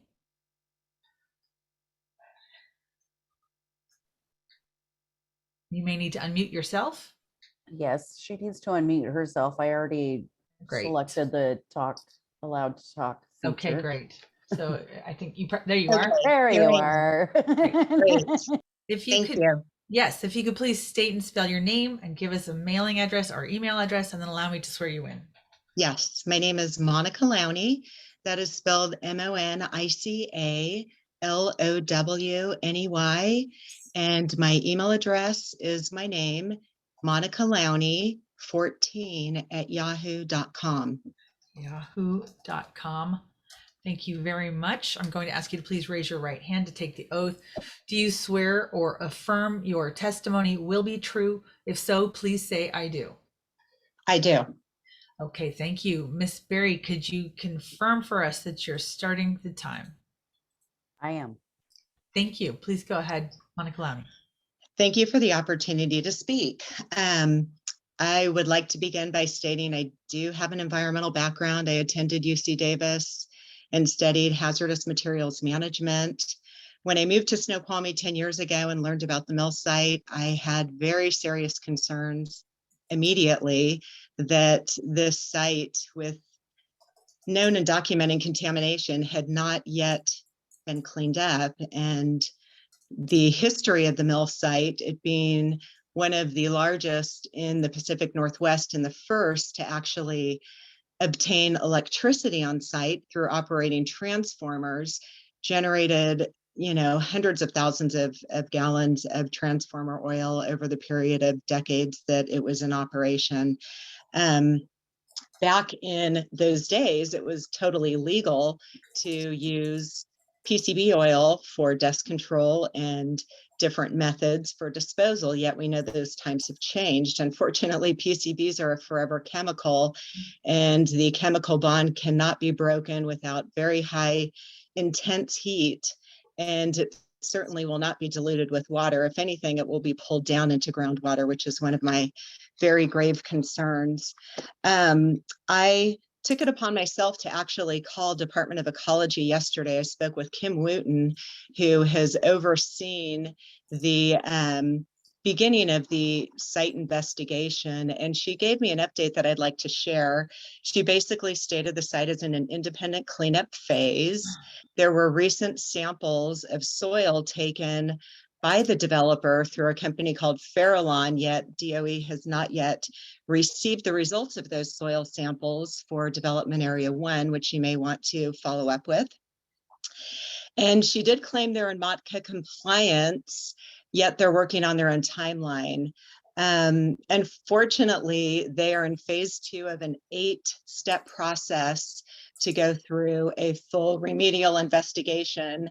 This is the next step, remedial investigation, which requires sampling in multiple different areas, as well as coming up with a feasibility study, then a cleanup action plan, then an engineering design, then cleaning up of the site, and then monitoring the site for controls before removing them from the known hazards list, which they're ranked a 1, most contaminated out of 5 per DOE last August 2021. So I feel that it's extremely too soon to be considering approving a development plan when we're looking at possible years before DOE has an opportunity to fully assess the site and come up with a cleanup plan. They do not have jurisdiction over the city, so if this development is approved, the developer could break ground and disturb potential contaminants that could flow to the river, into the groundwater supply, because the city of Snoqualmie depends heavily on ground drinking water. There are other important aspects that need to be considered that were mentioned regarding the annexation of a large pile of soil that may include contaminants that needs to be tested and potentially removed from the site before development can begin per the annexation agreement with King County. There's a salmon hatchery right downstream of the falls that could be very negatively impacted if chemicals are potentially disturbed. The stormwater system that's currently in place, my understanding, flows into Boris Lake. And although Boris Lake is not a part of this development agreement, the waterways do connect to Boris Lake and flow to the Snoqualmie River. I So apologize for interrupting you, Miss Lowney. We have about 1 minute left. okay, well, you just took Okay. about 10 or 15 seconds of my time, so please add that on. I would also like to talk about environmental justice. A new law in Washington has passed called the HEAL Act, which stands for Healthy Environment for All. This takes into consideration not only human health, but also the wildlife and ecosystem that live in the area, not to mention the Japanese Americans and their history. Title VI of the Civil Rights Act requires any recipient of federal funds must comply with Title VI. And I believe this project with roadways and such may fall under that category, which would allow environmental assessments to take place. And I highly recommend that DOE complete their final assessment before this development be considered for approval. In addition to many aspects, the traffic has not been properly addressed.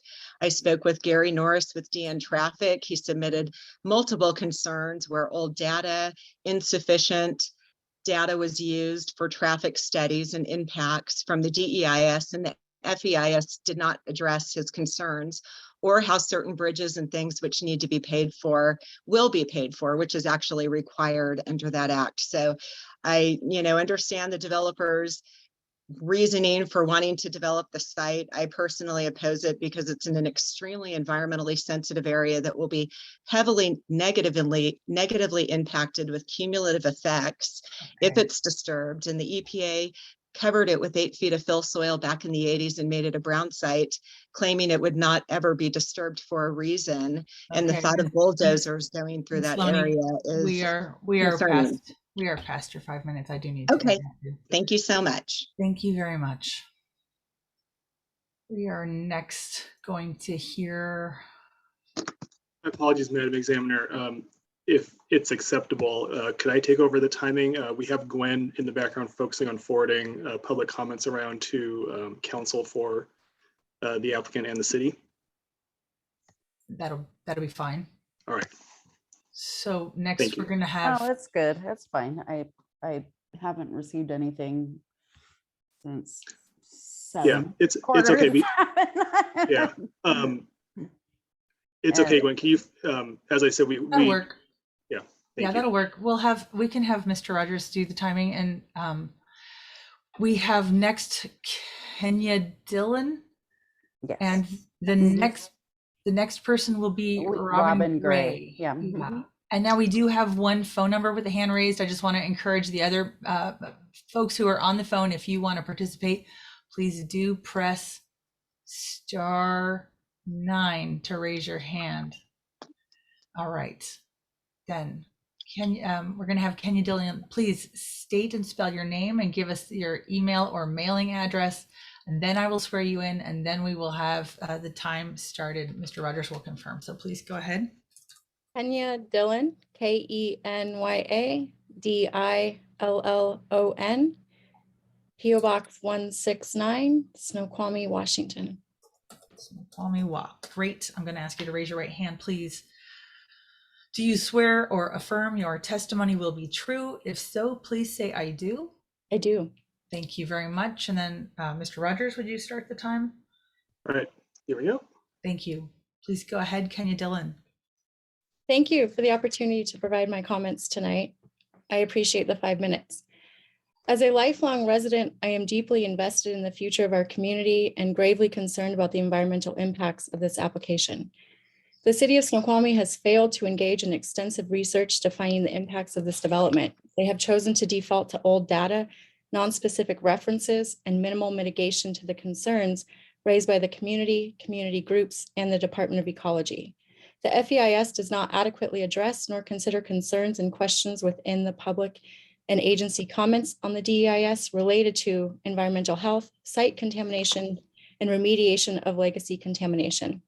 The city of Snoqualmie openly concedes in FEIS sections 3.61 and 3.6.4 that the FEIS does not adequately disclose the final formal analysis and reporting related to critically important subsurface environmental analysis of Planning Area 1, pursuant to the minimum standards codified within Washington administrative codes, including but not limited to WAC 197-11-440, WAC 197-11-460, and WAC 197-11-560.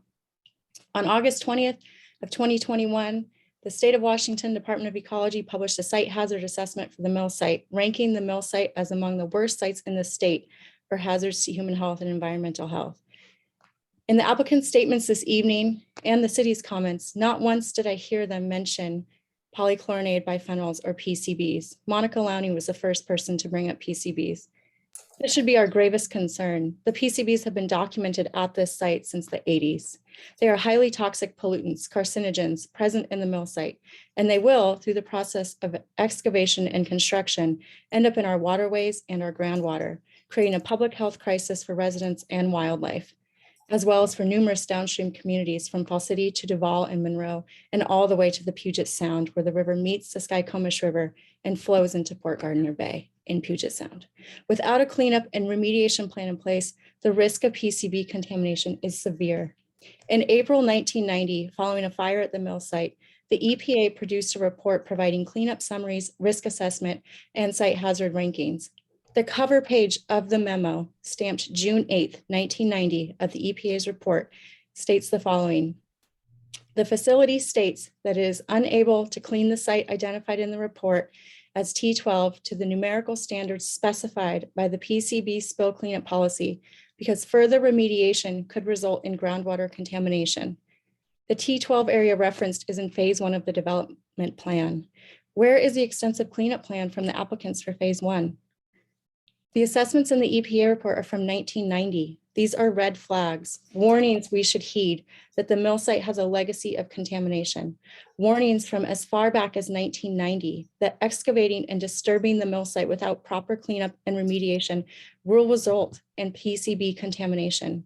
PCBs are carcinogens. This project has the potential to release carcinogens, and yet the city is ready to proceed with an insufficient FEIS, which they conceded is insufficient.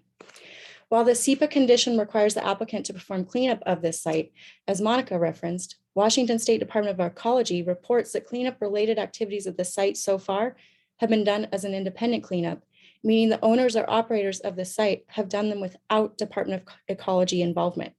In other words, the applicant is not involving the experts, the governing agency for environmental cleanup.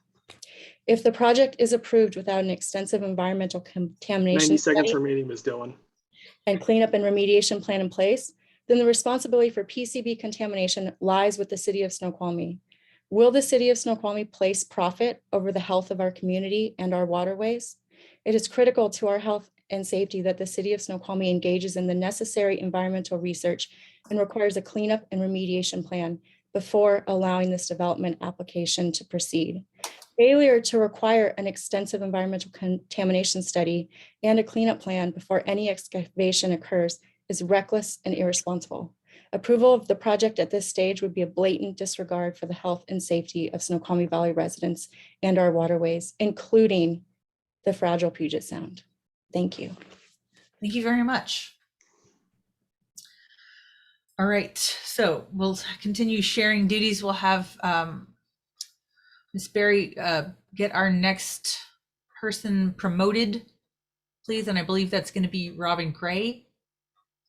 After Robin Gray, we're going to hear from the phone number ending in 0096. Is that right, Ms. Berry? Well, I have on my screen the participants is Anna Bourgain. I apologize if I'm saying that incorrectly, but on my screen, I showed the I have phone a phone number. number. I have a phone number. Yeah. Stated. All right, I'll call them out then. Okay. We'll just go by the order they show up on my screen. I right. asked them to unmute. Great. So next is Robin Gray. You are unmuted. You can video share if you would like. Please. Next is, oh, yes. Yes, Robin Gray. Right.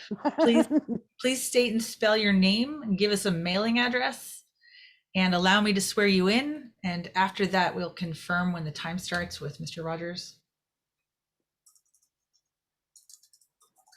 Robin Gray, are you there? Hi there. Yes, I'm Hi. here. Great. Please state and spell your name, give us a mailing address, and allow me to swear you in. Oh, sorry about that. Yes, my name is Robin Gray, ROBINGRAY. I live in unincorporated King County at 10826 428th Avenue Southeast, North Bend. And thank you very much. I'm going to ask you to please raise your right hand to take an oath to tell the truth. Do you swear or affirm your testimony will be true? If so, please say I do. I do. Great. We're ready to go ahead and start the timer. Could you confirm when it has started, Mr. All Rogers? right, go ahead. This will be quick. I want to go on the record that I am opposed to the Snoqualmie mill site development for reasons that have already been mentioned in this public forum. Thank you, and that is all. Oh, thank you very much for your brief testimony. I do appreciate your not taking your full time. So let's go next to the phone number. Was the phone caller promoted? We can't promote phones, but we can allow them to speak. So if Here they we would press *6, they can unmute themselves. So caller phone number ending in 0096, it is your turn. Please press *6. Yes, I have allowed them the ability to unmute themselves. So great. Can you hear me? I did start. There you are. Great. Go ahead and state and spell your name and give us your mailing address, please. Yeah, my name is not Anna Arambula, whoever she is. I've had this phone for 18 years, and I can't get rid of that name. But my name is Julie Lake, Julie, excuse me, Lake. My mailing address is P.O. Box 1748, Snoqualmie. Excuse me, my email address is juliehLake@gmail.com. And that's no punctuation, Julie H. Lake? Right. Great. Julie Lake, I'm going to ask you to please raise your right hand to take an oath to tell the truth. Do you swear or affirm your testimony will be true? If so, please say I do. I do, but you cut out. I can't hear you. Sorry, can you hear me now? Yes. Do you swear I your do. testimony will be true? You do. Thank you. Mr. Indeed. Rogers. Yes. Thank you. Mr. Rogers, could you confirm when you start the time? All right, Julie, go ahead. Okay, and I've got my own timer too because I can't Great. see you. I sent an email today, but since the council has a solid history of not reading emails, I thought I would just call in and read my email. And here's how it goes. The Snoqualmie Mill Ventures, the developer in question here, has a long history of dozens. Can you hear me still? Yes. Okay. They have a long history of dozens of instances of ignoring requirements outlined in the Snoqualmie Municipal Code. And there I refer to a news article in Crosscut from September 2, 2021, and a quote from it. One lawsuit has already been filed on February 26, 2021. The Waste Action Project of Seattle organization filed a lawsuit, and there is a link to the lawsuit within the email. in U.S. District Court in Seattle against the site's owners and developers. Still in its preliminary stages, the lawsuit seeks a judgment that the owners and developers have violated the U.S. Clean Water Act by not tracking and dealing with rain falling on the area, soaking into the ground, becoming polluted with toxic materials, and seeping toward the Snoqualmie River. In addition to federal fines, the Waste Action Project is trying to force the developers to deal with the underground pollution. I've personally called this issue to the attention of the City of Snoqualmie and the Snoqualmie City Council numerous times to no avail. The City of Snoqualmie, and now I'm quoting myself, no longer the article, has a history of ignoring such offenses by developers, not enforcing requirements, and even issuing permits retroactively after the developer Tom Sroof of SMV was caught by citizens 2 years in a row illegally clearing and grading land at the mill site. Given the city's history of leniency towards developers, there's no guarantee or reason to believe the City of Snoqualmie would hold SMV to any agreements, and no guarantee or reason to believe they would abide by the rules. Regarding the city's lenience to scofflaw developers, in the case of Chung Lai Hospitality, the city failed to hold the developer accountable to make sure the hotel was self-inspected or had provided the required funds to do so, and I have a link to the article there. They broke the agreement with the city. It was voted okay. They would be required to self-inspect, but they didn't. Anyway, they finally paid the money, started paying the money they're supposed to in March, and I'm abbreviating because I see my time's getting short. In other words, there's no reason to believe Snoqualmie Mill Venture developers would follow through on building what they proposed to build or clean up the rest of the site after developing the supposedly least polluted section, Phase 1. Phase 1 is a section where developer Tom Sroof promised the Japanese Cultural Community Center of Washington that they would construct a memorial to the history of the Japanese community at the mill site, but instead they planned to put a paved parking lot over buried historical cultural artifacts. Fortunately, the Department of Ecology regards the entire mill site property as one cleanup site, but we cannot trust the developers would follow through, especially with their references to phased development, nor that the city or even the Department of Ecology would hold them accountable. I recommend an additional condition be added to the criteria listed under conditions related to 90 PCI seconds plan remaining, Ms. approval. Lake. Plan approval criteria of the staff report found on page 46, and I have a link to the staff report.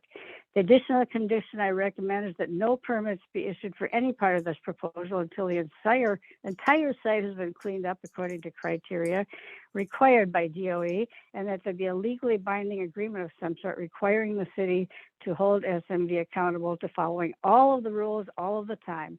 One final point is that the developer claims thousands of jobs will be created by this development. I'd like to point out that as a few months ago, there were 3,000 job vacancies in the valley because workers cannot afford to live here, and there's a lack of transit opportunities for commuting. Why add more positions that can't be filled? And I have a link to the article stating the 3,000 jobs. Also, there's an eagle's nest over there, osprey nest over there. It's an elk highway and elk calving ground, and there are lots of bears, and I don't look forward to seeing them driven into town.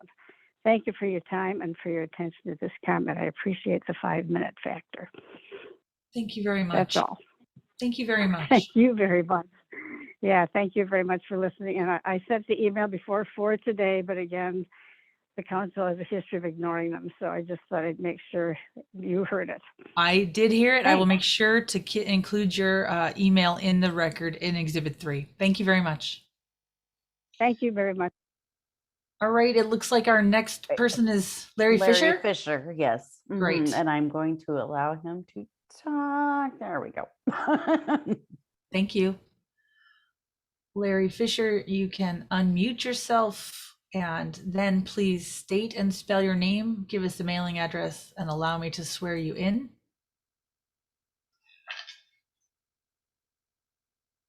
In case I think you have to accept the promotion to panelist, so.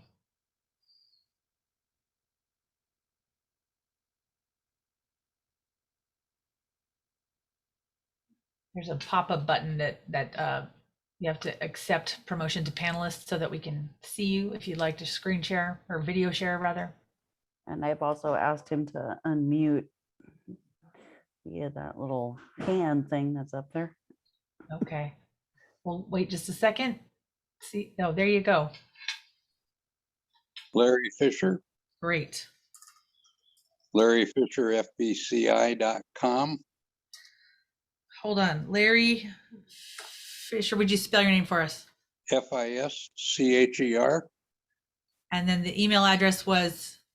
L Fisher, FBCI @Comcast.com.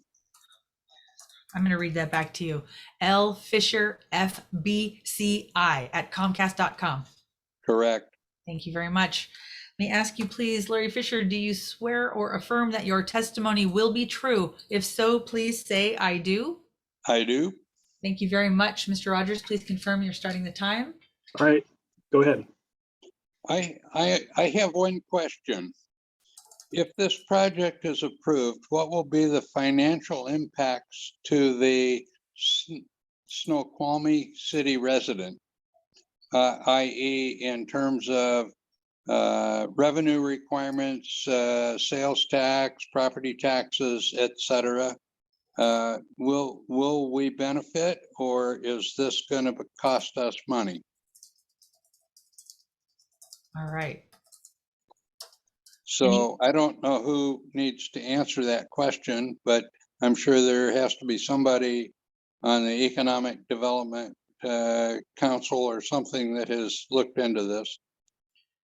Okay, at the end of public comment, both staff and applicant representatives will respond to questions. So that goes in the queue. And do you have other comments or questions for us? I do not. Thank you very much for your time. Thank you very much for participating. The last hand I see is Anna Baranian.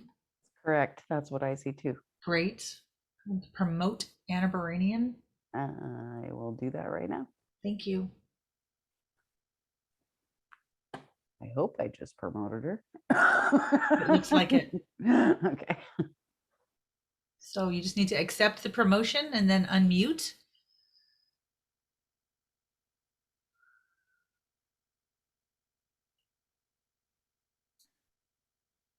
Hello.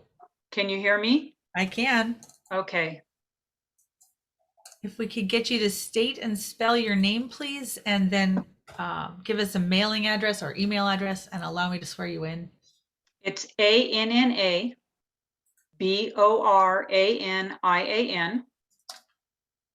It's howlin2@gmail.com. Howlin, yay, that's it. Could you please spell the email address for me? HOWLIN, the number 2@gmail.com. gmail.com. Okay, I've got that. I'm going to ask you to please raise your right hand to take an oath. Do you swear or affirm that your testimony will be true? If so, please say, I do. I do. Thank you very much. And now I'm going to ask Mr. Rogers to confirm when the timer is started. All right, go ahead, Ms. Baranian. Okay, I did submit a letter today. And I want to start by saying thank you for the 5 minutes, but that I strongly oppose this development.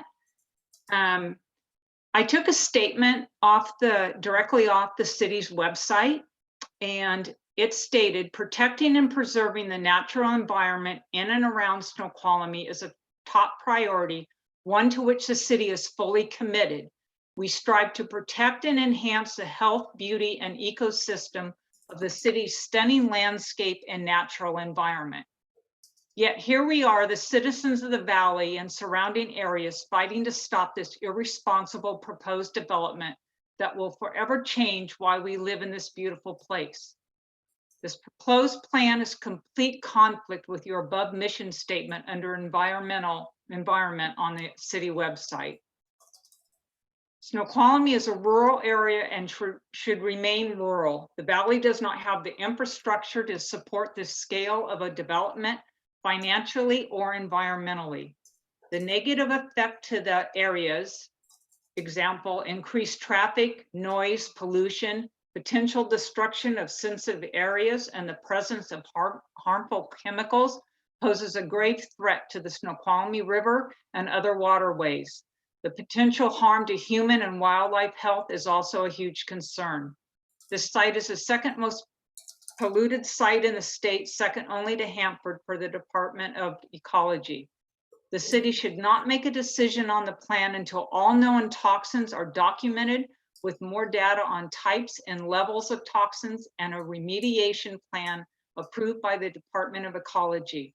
There also needs to be addressed a plan for more protections for wildlife and wetlands.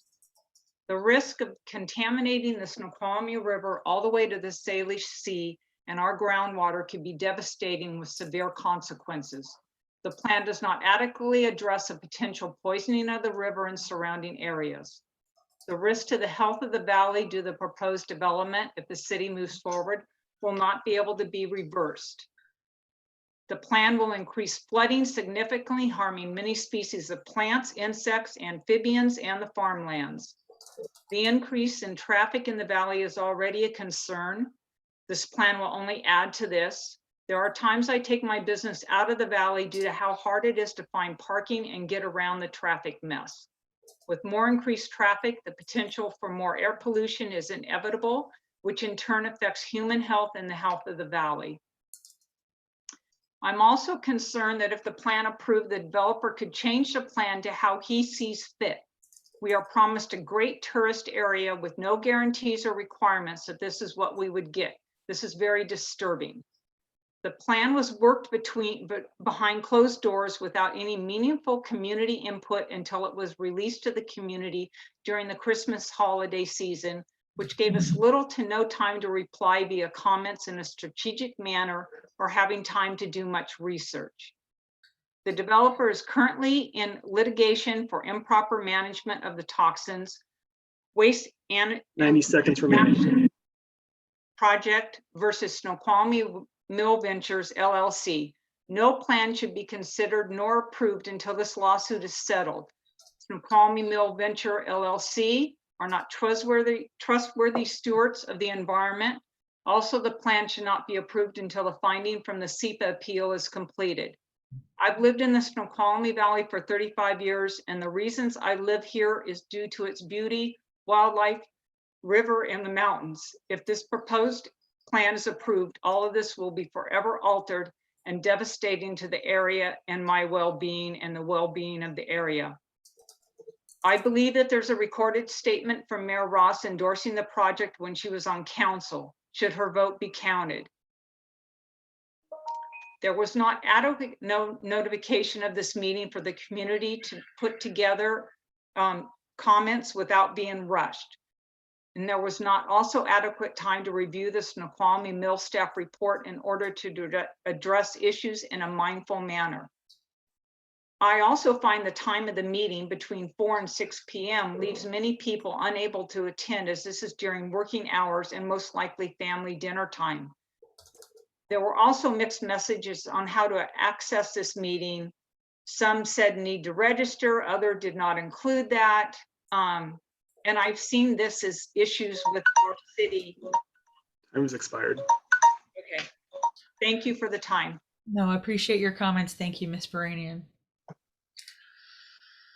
All right, that was all of the hands I have in the list. But like I said, when I close public comment, I'm not going to reopen. So if there's anyone who has not yet testified and they would like to do so, I'm going to give you one chance now to raise your hand. And for the one remaining phone caller, you raise your hand by pressing *9. So I'll just take a beat and see if there are any further raised hands. Ms. Berry, is that what you're seeing too? No currently raised hands. I can confirm, Madam Examiner, that I don't see any raised hands. Okay. All right. I'm going to take just another beat. Last call for public comment. My dog just jumped off my lap and smacked my earbud out of my ear. Well, okay. So no other hands are raised. I don't see any other hands raised. Okay. All right. Well, I just want to thank everyone who's on the call, whether you testified or not, for your engagement in the community. And I will go ahead and close public comment at this time.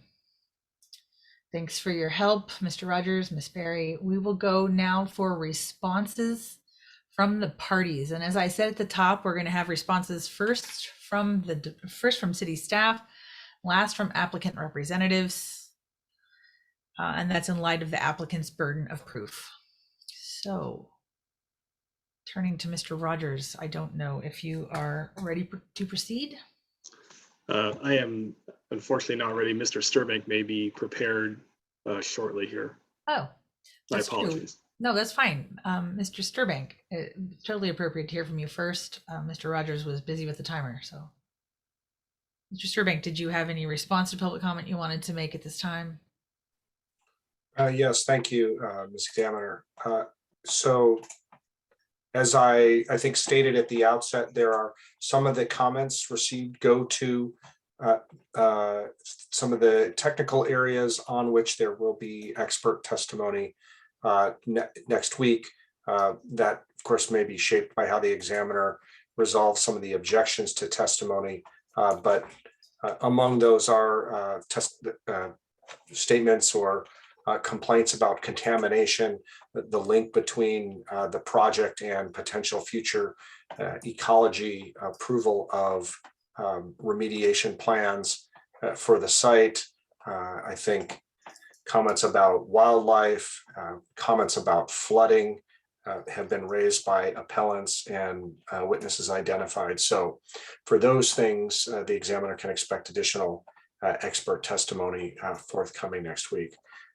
On the wildlife, I would point out that the PowerPoint that was submitted as part of the comment, and there wasn't very much detailed explanation of what the slides mean, but they tend to show, at least the ones that are under the heading elk, that the elk are not actually on the site, that they are visiting areas around the site, other parts of the city, and in particular, as to the comments about wetlands, I think Mr. Rogers and the staff comments in the staff report already explained that the wetlands are being preserved and are not disturbed by any of the PCI plan proposed development.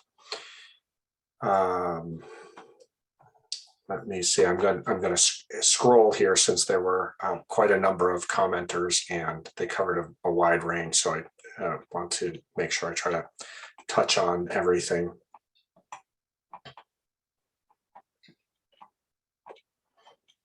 There were comments about public notice. The public notice, there are findings in the staff report as to what public notices were sent, when, and to whom, as well as to the description of the radius, the extensive radius of addresses that are on the notice list, and an explanation as to how that radius was determined and that it dramatically exceeds the required minimum 500-foot radius for notice under the city's code. So we believe the examiner can already find evidence in the record that that all notice requirements for the PCI plan were met. There were comments about statements made by Mayor Ross back when she was on the council. She is now mayor of Snoqualmie, and I think one comment called for her not to be involved in the decision. The mayor doesn't sit on the council, and the council will be making the decision. As the examiner said, should the EIS be upheld and a recommendation made, it will be the council that makes the decision on the PCI plan application.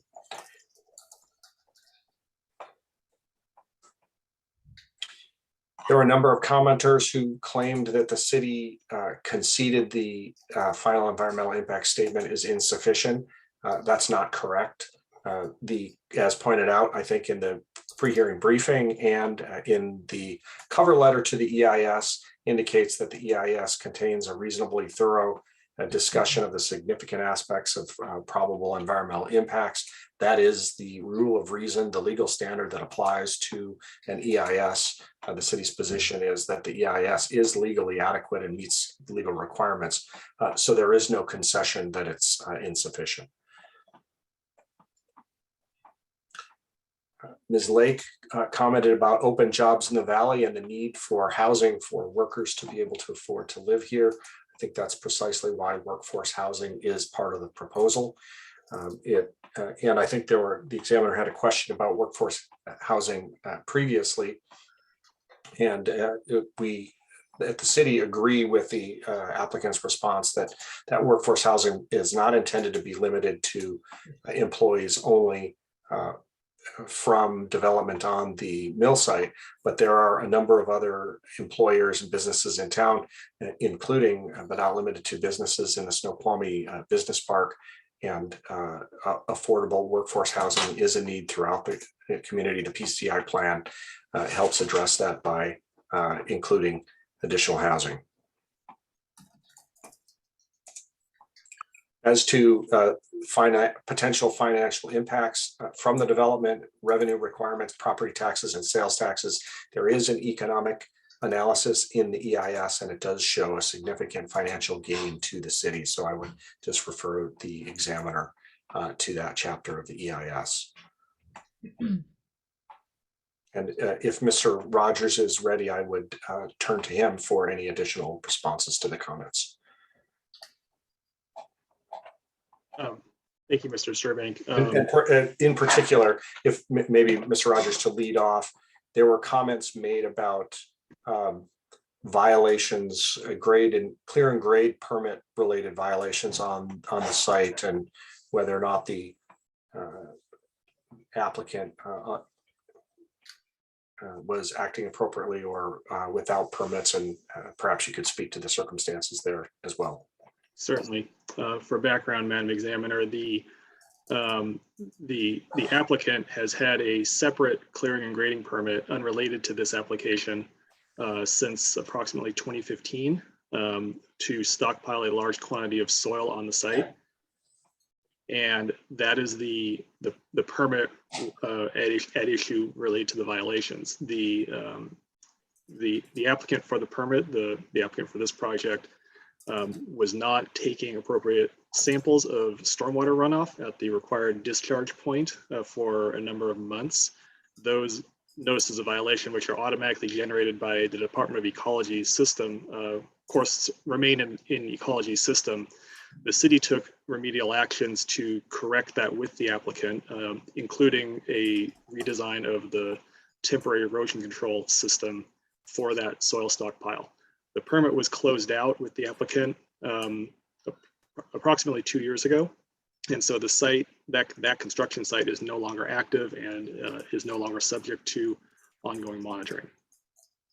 I would say from the city's point of view, while the applicant certainly, as the violations would indicate, failed to submit the required reports, when we brought this to their attention and impressed upon them the importance of complying with all requirements of their permit, including the reporting to ecology and maintenance of their temporary erosion control systems, the applicant was in fact quite responsive and changed to a new contractor to ensure that this occurred.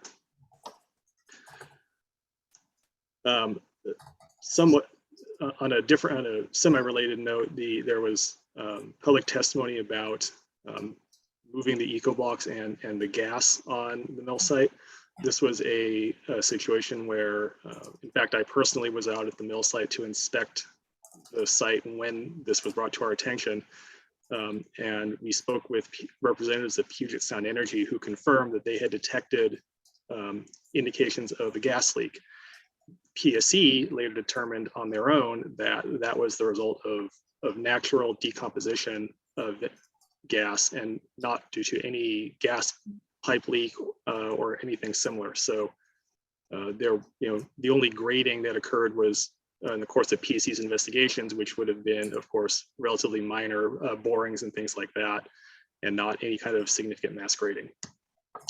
And then Mr. Sturbank commented on the notice and how there are findings in the staff report related to notice. I just wanted to add that because the city's code required 500-foot radius would have resulted in an extremely minimal notice to Weyerhaeuser, the city, and the applicant. In this case, we proactively increased the radius to 1,250 feet to ensure that that mailed notice went further. In addition, we published the notice for this public hearing in the Seattle Times 3 times. It was, as I mentioned, mailed to property owners within 1,250 feet, and the site was also posted per the city's code requirement. Question. How was the radius of 1,250 feet arrived at? It was, and I believe there's a finding that discusses this in a little bit further detail. What we were aiming for was to, as I mentioned, we get a certain, get more people notified. So the 1,250 foot radius picked up, if you want to call it, the first row of properties on the west bank of the Snoqualmie River. Yeah. And also ensured that Puget Sound Energy, the owner of facilities at Snoqualmie Falls, and the Snoqualmie tribe in this case, which owns the Salish Lodge, were notified. Thank you. Those were all the responses I had, Madam Examiner. Let me take a second here because I thought I had one specific question I wanted to have the city address. Of course, I will hear applicant responses to everything. Ms. Examiner, I did have one additional topic that I wanted to address. Sure.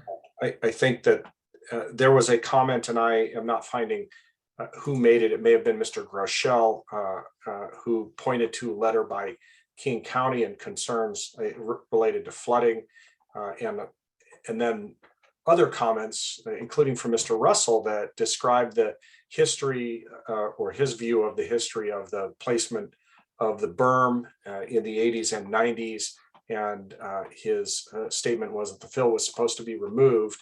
And this is discussed in the EIS, but the history on that is that the city instituted legal actions to attempt to require Weyerhaeuser to remove the berm, and was blocked in that effort multiple times by King County. And ultimately the county denied permits, and the city was unsuccessful in requiring the berm to be removed at that time. And the applicant and their engineer can discuss this, but my understanding of the proposal is that removal of the fill is part of the construction that will create additional compensatory storage and allow for stormwater management. So they're covering a couple comments there, but I did want to highlight that history, and with more time I could find the examiner page citations to the discussion of the berm in the EIS, or perhaps Mr. Weinmann would be able to address that more specifically as part of the applicant's responses. Thank you for that. Did either one of you want to respond? The thing I had been looking for city response to was several people in writing and also in testimony tonight were concerned that the timing of the release of the FEIS was just before Christmas, and that they, even though the applicant had extra time to get the FEIS issued beyond the code stated timeline, the members of the public weren't given more time, and the FEIS was issued at Christmas. And so could you just speak to the timing, how that worked out? I can respond briefly. Mr. Rogers can point to the details, but it was issued in early December, not just at Christmas, first of all. And the appeal periods are what they are. I would point out that a number of these folks have made clear in their comments and in their written comments on the DEIS that they oppose the project, irrespective of the details of the particular environmental analysis, and that there's a 14-page single-space appeal document that was filed. So it is difficult to conclude from those facts that there was insufficient time to file the appeal. Okay, and I was just curious about the timing of the release of the document. Mr. Rogers, anything to add?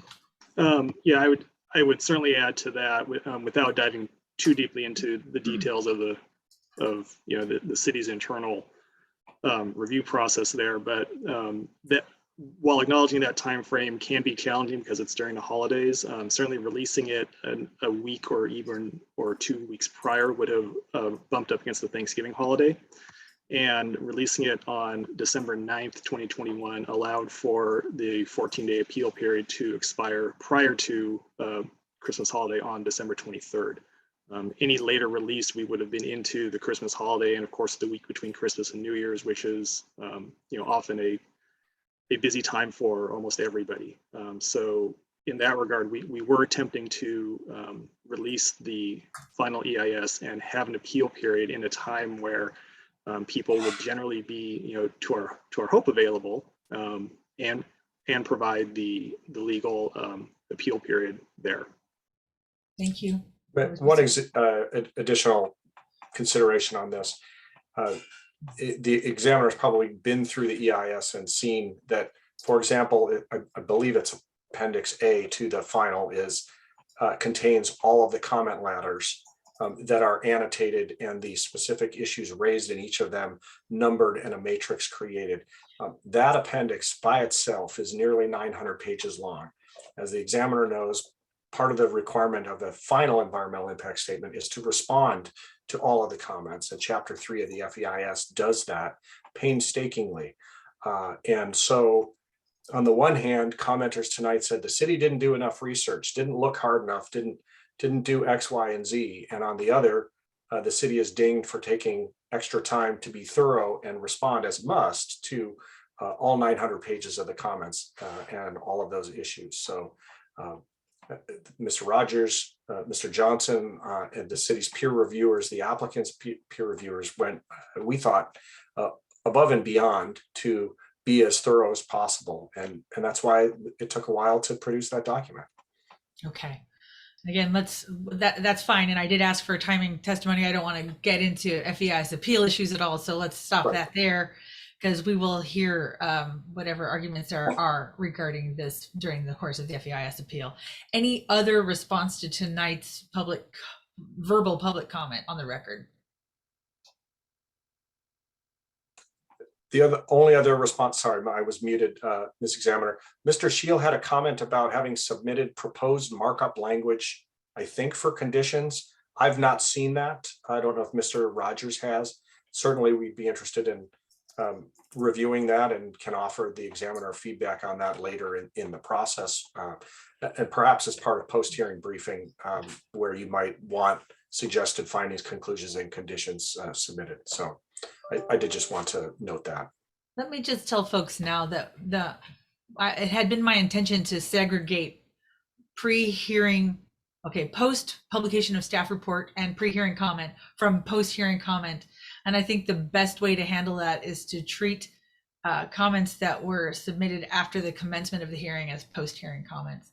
So there will be an opportunity to respond to anything that was submitted post-hearing. I do believe that the email Mr. Shield referred to was submitted before that. Like I said, it came in after I was no longer tracking them. So I think it came in at about 3:29. If the city wants to provide a written response to that document, I wouldn't object to that. All right, thank you. We're going to have this application hearing is different from a typical application hearing because it's been consolidated with the SEPA appeal. The SEPA appeal, which is both great and unfortunate, because the SEPA appeal hearing is going to contain a lot of information that responds to concerns that are raised tonight. And these responses are not being provided tonight, and that's unfortunate. But please rest assured, all members of the public, I will be considering all of the information. So as I review the permit, I'm going to be considering your comments. And as I review the SEPA appeal, I'm going to be considering everything that's in the record for the SEPA appeal. So it creates a little bit of a timing strangeness with regard to this post-hearing process, but I still feel that this is appropriate and that we will have an opportunity for city and staff to respond to the to the written comments that were submitted after 4 p.m. as post-hearing comment. That's going to fit within the schedule of next week's hearing. Mr. Rogers, anything final in response to tonight's verbal public comment? Nothing further, thank you. Okay, thank you very much. Then we will turn it over to the applicants for responses to tonight's verbal comments. Yes, thank you, Ms. Examiner. This is Courtney Kaler. First, I'd just like to comment on the written comments that have been submitted today. Yes. So it sounds like you may have been receiving those contemporaneously. The applicant was not.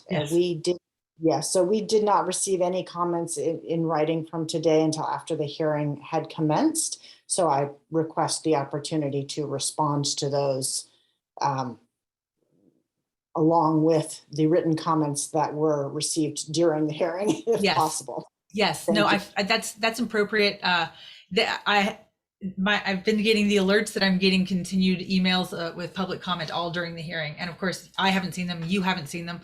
It's appropriate to afford city and applicant an opportunity to respond in writing to the comments that are submitted in writing. So I'm going to treat that 4 p.m. cutoff as post-hearing comment, and the applicant will have an opportunity to respond to all of that. If you didn't have a chance to respond to anything before 4 p.m. that was submitted today, you will also have a chance to respond in writing to those. There's no reason to deny the applicant an opportunity to respond. We want the applicant's responses to the concerns that are in writing. So that will be Thank you. allowed. Thank you. I appreciate that. And then secondly, as Mr. Sturbank has said, there were a number of public comments today that really go to issues that will be addressed next week in the EIS appeal hearing. And similar to the city, we will be deferring our responses on those issues since the examiner will hear quite a bit about them next week. We don't want to be duplicative. According to the notes that I have taken, those issues are going to include issues regarding phasing in the EIS, issues regarding contamination and the Department of Ecology process, issues regarding wildlife, elk particularly, but all form of wildlife, wetland impacts, traffic. And I believe those were the issues that were specifically, that will be addressed in the EIS appeal hearing that I noted. I'd like to ask both Mr. Goldsmith and Mr. Weinmann to respond to a few of the additional issues that were raised. And so I will go ahead and I think first, Mr. Goldsmith, if you want to start your video and unmute. I'm just going to go through a couple of items and ask if you have any response to them. Thank you. So first, there was some testimony about downstream flooding and the concern that the project would cause increased downstream flooding. Can you respond? I can respond that there, over the past number of years, starting in, I think, 2014, 2013 or 2014, there were studies engaged by King County about some of those downstream or lower valley flooding concerns and issues that have been going on. And there was a study produced in 2 phases, and a lot of investigation by King County into those issues. My understanding is that there was some conclusion of those that I think it was Mr.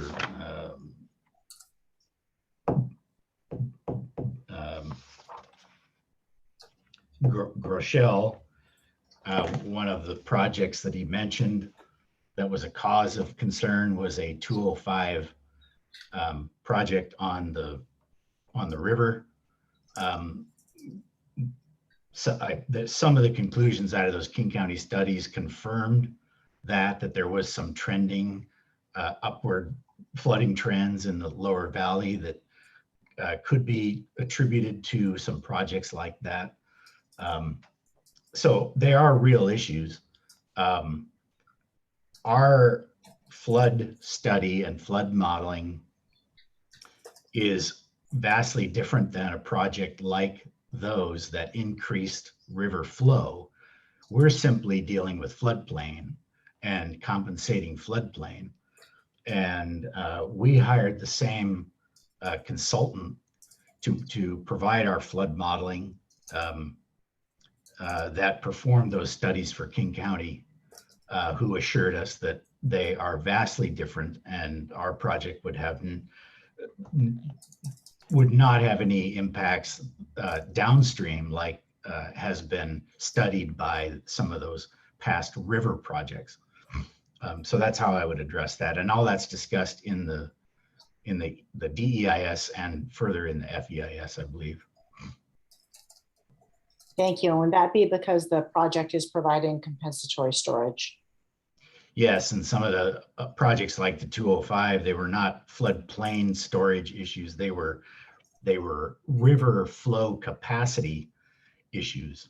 Vastly different thing. Thank you. There was one comment regarding trail connections. Can you briefly address how the project is dealing with trail connections? If I'm recalling right, I think there was some comment on trail connections that this project doesn't have any control over.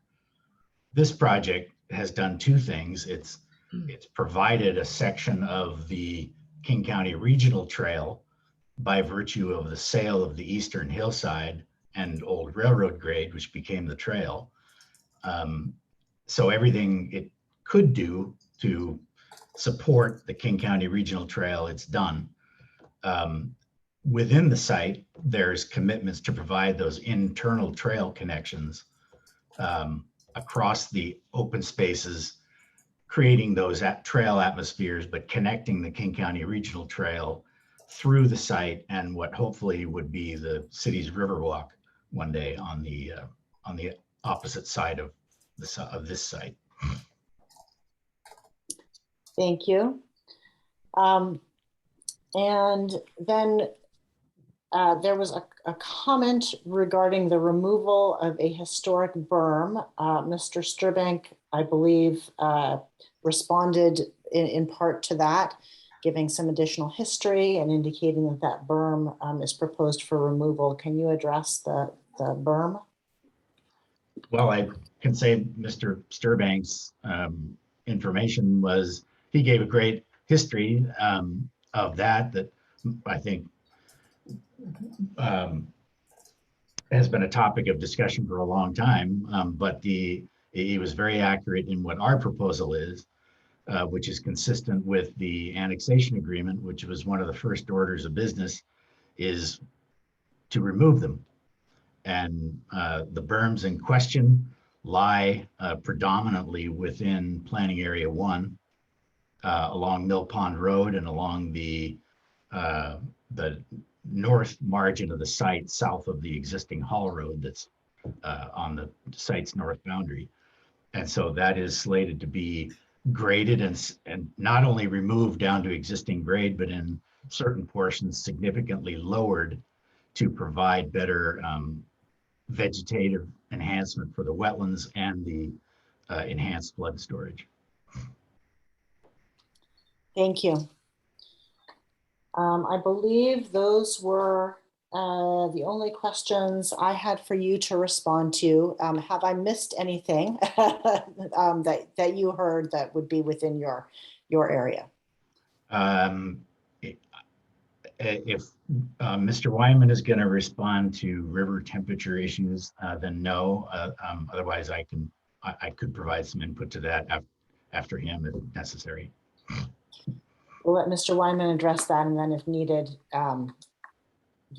you can add to that. Thank you. Mr. Weinmann. I'm here.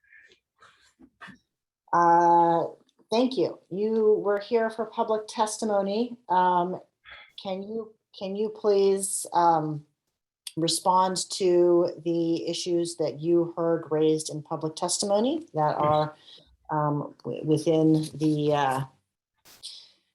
your areas of knowledge, and I think specifically just identifying which items have been addressed in the EIS and how those have been addressed? I can just go through them in the order that they appeared in comments. I was annotating the comments as we went. If I could first, though, I'd like to add a little bit to the response to the examiner's question about small town character. I think that is responded to in several sections of the EIS. It's really a composite answer. It's a combination of the site plan and analyses that are found in sections, this is the draft EIS, sections 3.6, which is land use, 3.7, which is consistency with plans and policies, and then 3.12, which is visual. So I think, I'm sorry, 3.12 is noise. It's land use, visual impacts, and noise. So first, I think small town character occurs in the context of this site historically, which was the activity center, the industrial property in a small town. I mean, in terms of size and scale, it was a lot larger than the town was. At this point, the industrial development proposed in the PCI plan is going to be physically separated from the town, visually separated from views from almost all locations. It's got a vegetative buffer that's going to also help isolate it from noise impacts. The open space combined with the proposed density of development really, I think, reduces the size of and scale of the development overall relative to the site and relative to the city. One can't ignore the fact that this is an industrial development. Industrial uses are heavier than residential, more intensive than residential uses, but a relatively small portion of this site is going to be developed at a relatively low development for an industrial development.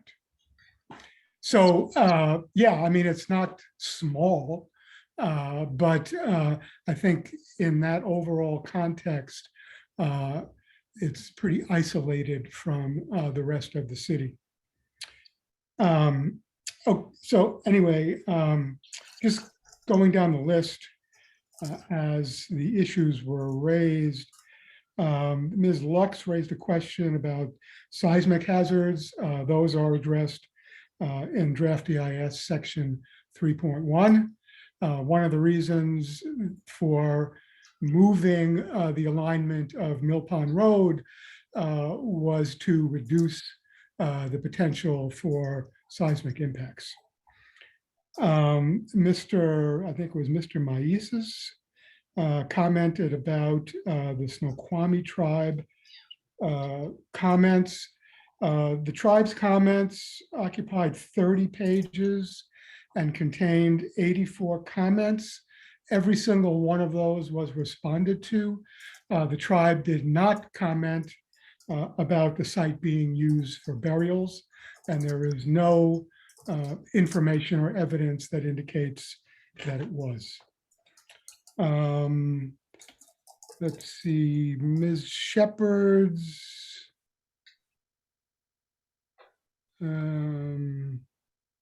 Okay, I'll skip that one. That touches on an appeal issue.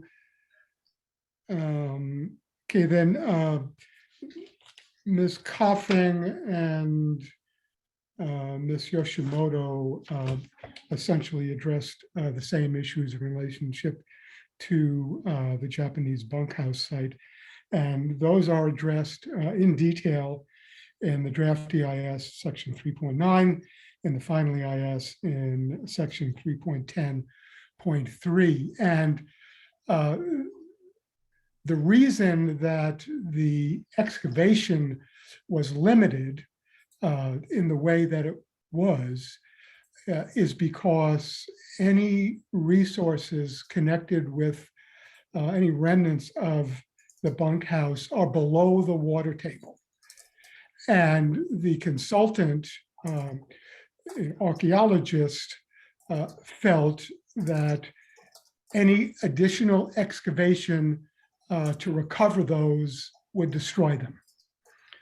And that was the rationale for her not recommending that any additional excavation occurred. I'll note that DAHP also commented about the extent of the excavation in relationship to the bunkhouse, and one of the mitigation measures is to consult further with DAHP to determine what else should be done. And along the way, I know that the applicant did reach out to Ms. Yoshimoto and does want to definitely provide some type of acknowledgement of the history of the Japanese workers and residents on the site, and I think has proposed an MOU with the JCCCW to determine what they would like to see done. So my understanding is he's totally open to pursuing that course. Let's see. Ms. Lowney, I think, raised a number of questions that are appeal issues relating to contamination, timing of the MOTCA process. She made a general comment that traffic was not properly addressed. All of the traffic issues, the traffic comments are addressed in section 3.11 of the final EIS.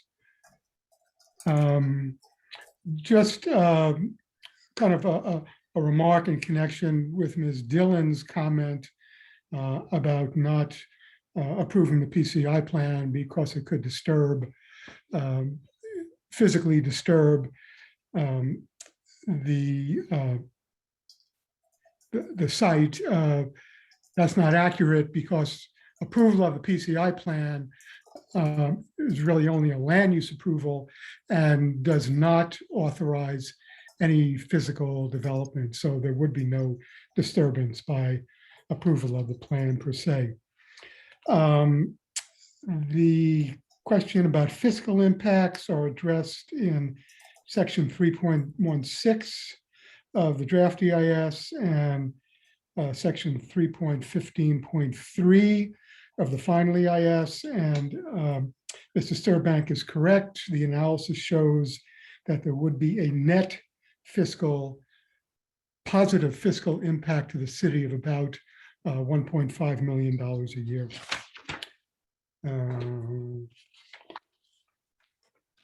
And that was it. Those were all of the non-appeal issue comments that I noted.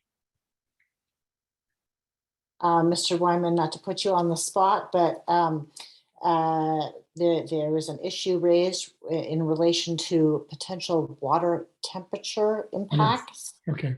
Can you speak to that? Yes, and Mr. Goldsmith may want to supplement what I'm going to say, because I'm not an engineer or a biologist. But what the analysis indicates is that there are temperature issues in the Snoqualmie River, but the temperature impacts are upstream, and they really result from lack of vegetation along the riverbank, primarily upstream. Any impacts related to development of the PCI site are very minor in relationship to what's happening upstream and the amount of temperature impact that's occurring from lack of vegetation there.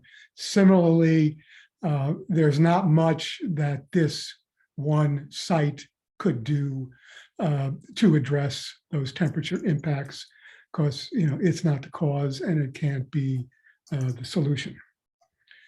And Mr. Goldsmith may be able to supplement that answer more technically. Thank you, Mr. Goldsmith. You have a camera on if you want to address this as well. Well, I just wanted to make sure and add that what Richard was describing, what Mr. Weinmann was describing is the case, but we took those conclusions out of the 2011 TMDL report on the Snoqualmie River, where the TMDLs were studied, and their conclusions were that the upstream tributaries and upper stream stems that lacked vegetation was the primary source of temperature issues, and that there's a quote that we provided in the FEIS from that TMDL saying smaller discharges, those with flows less than 1% of the receiving water flow, are considered to have a negligible individual impact on stream temperature. And we went on to evaluate from our site runoff models, how does that relate to the Snoqualmie River flows, and reported that our contribution to the river from site runoff in those temperature impaired conditions are vastly less, that like tenfold less than 1% of the contributing flows. And so the discharges from this site don't even come close to what the TMDL report said could possibly be a contribution of impairment to temperature. Okay, thank you. And Mr. Weinmann, one more question for you. There was a comment about the amount of time provided to comment on the draft EIS.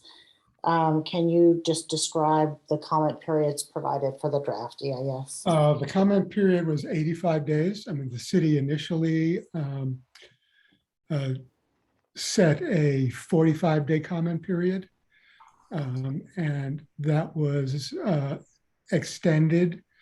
I mean, the applicant totally agreed with extending it in response to comments from the tribe and numerous other people who had requested extensions of the comment period. And that the whole issue of timing of the various stages of the process is dealt with in the final EIS in section 3.1.1. Okay, thank you. And I think that is all I have for you. And I just wanted to add, echoing Mr. Weinmann's comments, that the applicant appreciates the comments from Ms. Yoshitomi from the Japanese Cultural and Community Center, that the cultural resources she references are important. The applicant recognizes that, as does the EIS. The staff report has conditions that address her comments. Those are conditions numbers 25 to 29. One of those conditions relates to the ongoing discussion between the applicant and the Japanese Cultural and Community Center regarding the recognition of that cultural resource. The applicant has been in conversation and expects to continue to be in conversation with the center about that. Those were all of the items that we had for response, unless the examiner has a particular question that we have missed. I'm going to scroll.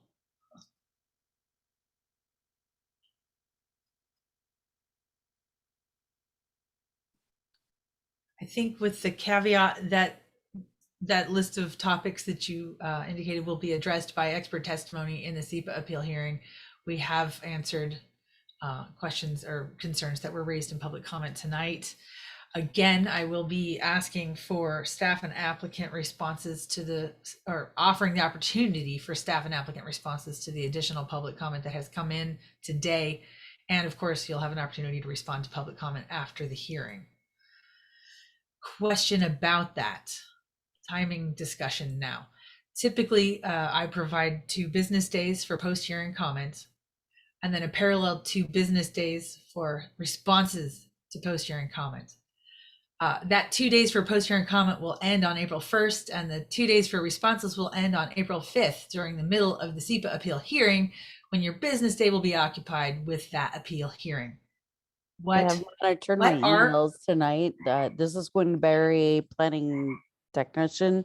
I have monitored my emails tonight, and I have forwarded you all the public comments that I've received so far. Okay, great. Thank you for that. Let me ask staff in the city about the timing for responses to public comment, both the ones that were received up to the hearing, during the hearing, and post-hearing comment. Do you want your responses to be due April 5th in the middle of the SEPA appeal hearing? Or should we provide a different timeline? And I want to ask you, if we propose an extension for staff and applicant responses, should we not also propose, because they're parallel typically, a parallel extension of the written public comment period to in an abundance of fairness? Yeah, I'm going to ask Bob Sturbank, city attorney, to reply to that. Sure, definitely, Miss Berry. I'm meaning, sorry, I thought I meant I was speaking to Miss Kaler and Miss Sturbank. I know. So, all right. It just okay. So let me hear from Apologies, I don't want to step over Mr. Sturbank. If you had a Please go ahead.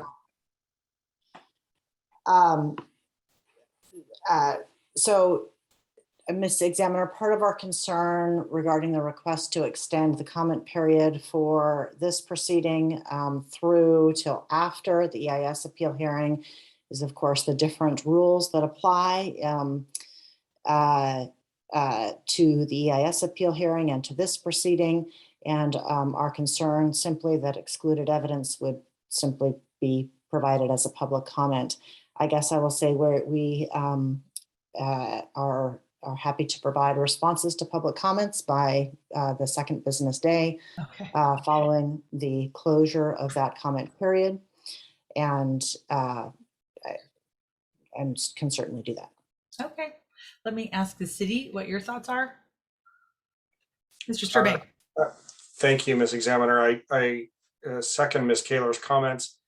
I'll say it could be a challenge, but I certainly can commit to doing it within 2 business days. It would seem, given the limitations the examiner has placed on the additional post-hearing comments, as far as for people who didn't have the opportunity to, for technical reasons, to log on, that extending that even further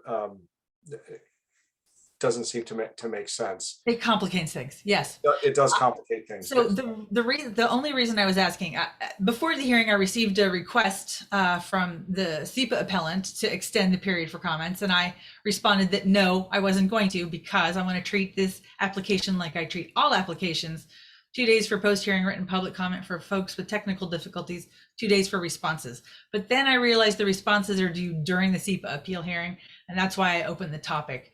If the applicant is confident that they can respond to post-hearing, to these comments received through today and post-hearing comment by April 5, I'm happy with that. If the city has the same confidence, then there's no need to discuss extending either end of that. I was just throwing it out there because it seemed to be onerous. I mean, I know I'll be working Saturday and Sunday on this item, and probably till 9 or 10 p.m. every night next week on this item. I assume you will be too, but you know what they say about assuming.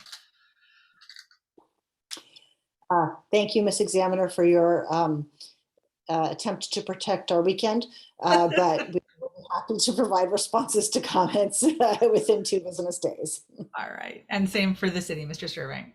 Yes, well, I'm most comfortable with that too. I just wanted to have that conversation on the record because of that difficulty of the response period falling during the appeal.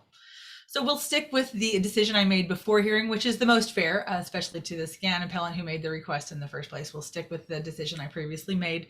Post-hearing written public comment from members of the public who were unable to participate in the hearing for technology reasons, lack of hardware, internet or power connectivity issues, that sort of thing. They are invited through 5 p.m. on April 1st. That's this Friday. Again, they should be sent to the hearing clerk at the email address gberry@snoqualmiewa.gov. If we receive post-hearing, and I assume we will, if we receive post-hearing comments, and even if we don't, I'm inviting staff and the applicants to respond to the written comments that have been received up to the end of this hearing in writing with the parallel 2 business days. So those responses will be due close of business on April 5. So that's what we have decided to go forward, and it's tricky, but you guys have a team that can help you do that. So we will stick with that. I am going to note again that we don't yet know on what day the record will close on the SEPA appeal.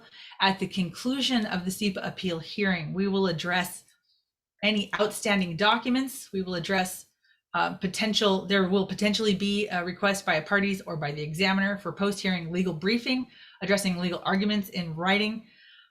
So there will be a schedule established at the end of the SEPA appeal hearing that will determine the date upon which the record closes. May I please advise and forewarn everybody now, I'm going to be requesting more than 10 business days to issue my written decision on these matters, because this is a very large proceeding, and I feel like I should have at least 14 business days, right? Just kidding. I'm probably going to ask for a full 20 or 25 business days, but we'll address that at the end of the SEPA appeal hearing. The applicants and city staff will either agree to it or they won't. And when we know for sure what the deadline is, I will send an email to city staff to distribute to parties of record and also to post online that tells everybody when to expect the written decision. And please know that as we go, all documents, all evidence that is admitted will be added to this community development department project page for this project. I can't speak English. Let me also say, one thing I didn't do, Mr. Rogers, you shared a PowerPoint presentation, and I really want to make that part of the record because I make all PowerPoint presentations part of the record. So I think we were at 6. The city's PowerPoint would be Exhibit 6. Understood. We will get that forwarded to you shortly. Sure. And I also need the applicant's PowerPoint presentation. Those can be forwarded to me in the next few business days. It's fine. Other than that, I will be spending part of my weekend identifying probably Friday, identifying all of the emailed comments that have been sent to me to date. I will ask the city to forward me post-hearing comments that are received through 5 p.m. April 1st. As early as possible. That'd be great if it was Friday night. If it's not, if it's Monday morning, that's fine. So that we can keep track and so that I can list those names of commenters out so that you can see that your comments included in the record. That's what I'm trying to do, is assure everyone that their comments are received and included in the record. So with regard to the end of tonight's appeal here, or tonight's hearing, again, that's our post-hearing schedule. April 1 for post-hearing written comment, April 5 for responses, and that will close this permit portion of the proceedings. And of course, stay tuned for the FEIS portion. Mr. Survey. Thank you, Ms. Examiner. I did want to offer one other item for the examiner's consideration. Yes. Mr. Weinmann reminded me his comment that I had not addressed that comment about cultural resources. And I think it was Mr. Rochelle who was testifying about the tribe's letter, and there was a screen share the portion of the letter talking about the cultural resources mitigation plan that was prepared back when PSC was undertaking improvements at the falls. I do have a copy of that plan and would like an opportunity to give the examiner any relevant portions that bear on it, cited but not attached to the tribe's letter. And I would also point in a previous proceeding related to the Salish Lodge, there was testimony by Snoqualmie tribe members that they practiced tree burials and that there would not be underground burials, and that I believe that testimony would apply equally to this site, to the mill site as well. And I could, with a day, certainly by Friday, put my fingers on that proceeding and provide that material to the examiner as well. So those are 2 additional documents that you are offering to include in the record? Yes, well, one document, the other, and I am not certain if it is a recording of the meeting or if it's been transcribed. Since it was part of a PCI plan proceeding. Okay. So the one is a letter from the tribe. That's an actual, that I think he said it was a No. 30-page letter. Is that the one? That I believe the letter he referenced is in the record already. I would have thought. Comment letter by the tribe. I'm referring to a cultural resources mitigation plan that's referred to by the tribe in its letter, but was not attached. And to the extent that the examiner considers this issue related, the tribe is not here today and is not taking a position in this hearing, but I could offer excerpts, the plan or excerpts of it. Is a lengthy document. So I appreciate your touching on this topic. I had actually meant to ask about cultural resources, and I appreciate your bringing it back up before we close. But I can't, until I've seen it, I can't know whether or not I feel that it's relevant. So I need to ask you to either offer it into evidence or to not offer it into evidence. So are you? I'll offer it now. I just don't have it in front of me to share. Great. Well, I appreciate that. We will go ahead and accept that information. And I'm going to pre-identify the mitigation plan that you're referring to as Exhibit 7. Okay. So we are expecting Exhibit 7, which will be submitted within a few business days and will be included in the PCI plan portion of the record. Okay. And then did you want to look for the audio recording and or transcript of the other information to also include? Yes. Please tell me what I should identify that as in my notes now. That would be transcript or audio recording of a portion of Salish Lodge expansion PCI plan proceedings. Okay. All right. I definitely feel like that could be important. So I will identify that transcript and or audio recording excerpt as Exhibit 8. All right, thank you. Applicants, any response to those inclusions? Any comments? We would agree with the inclusion of those items in the record. Thank you, Ms. Kaler. So for tonight's proceeding, we have now identified Exhibits 1 through 8. On Friday, I will be sending a list identifying everything that I have to double check with the city that I have everything. We'll confirm that all of the comment letters that were submitted are included. And I will be looking for post-hearing comment and or responses by the city and the applicant to both pre-hearing and post-hearing comment as previously discussed. Okay, any questions before we adjourn? Ms. Kaler, anything, any unconcluded business? No questions, thank you. Thank you. Mr. Sturbank, any unconcluded business? No, thank you, Mr. Examiner. Okay. Well, I want to thank everybody who participated in the meeting and appreciate the engagement of the people of Snoqualmie in development in their community. It's an honor to be involved as a decision maker, and I appreciate an engaged community. Thanks to city staff and to applicant representatives for your work on the matter. I will take the information that has been admitted under advisements, and it will be included in my final document, which will be released according to the schedule announced at the end of the SEPA appeal hearing. Thanks very much, everybody, for sticking with me through this hearing. That concludes our evening. Thank you very much. The hearing is adjourned and we can stop the recording. Thanks very much.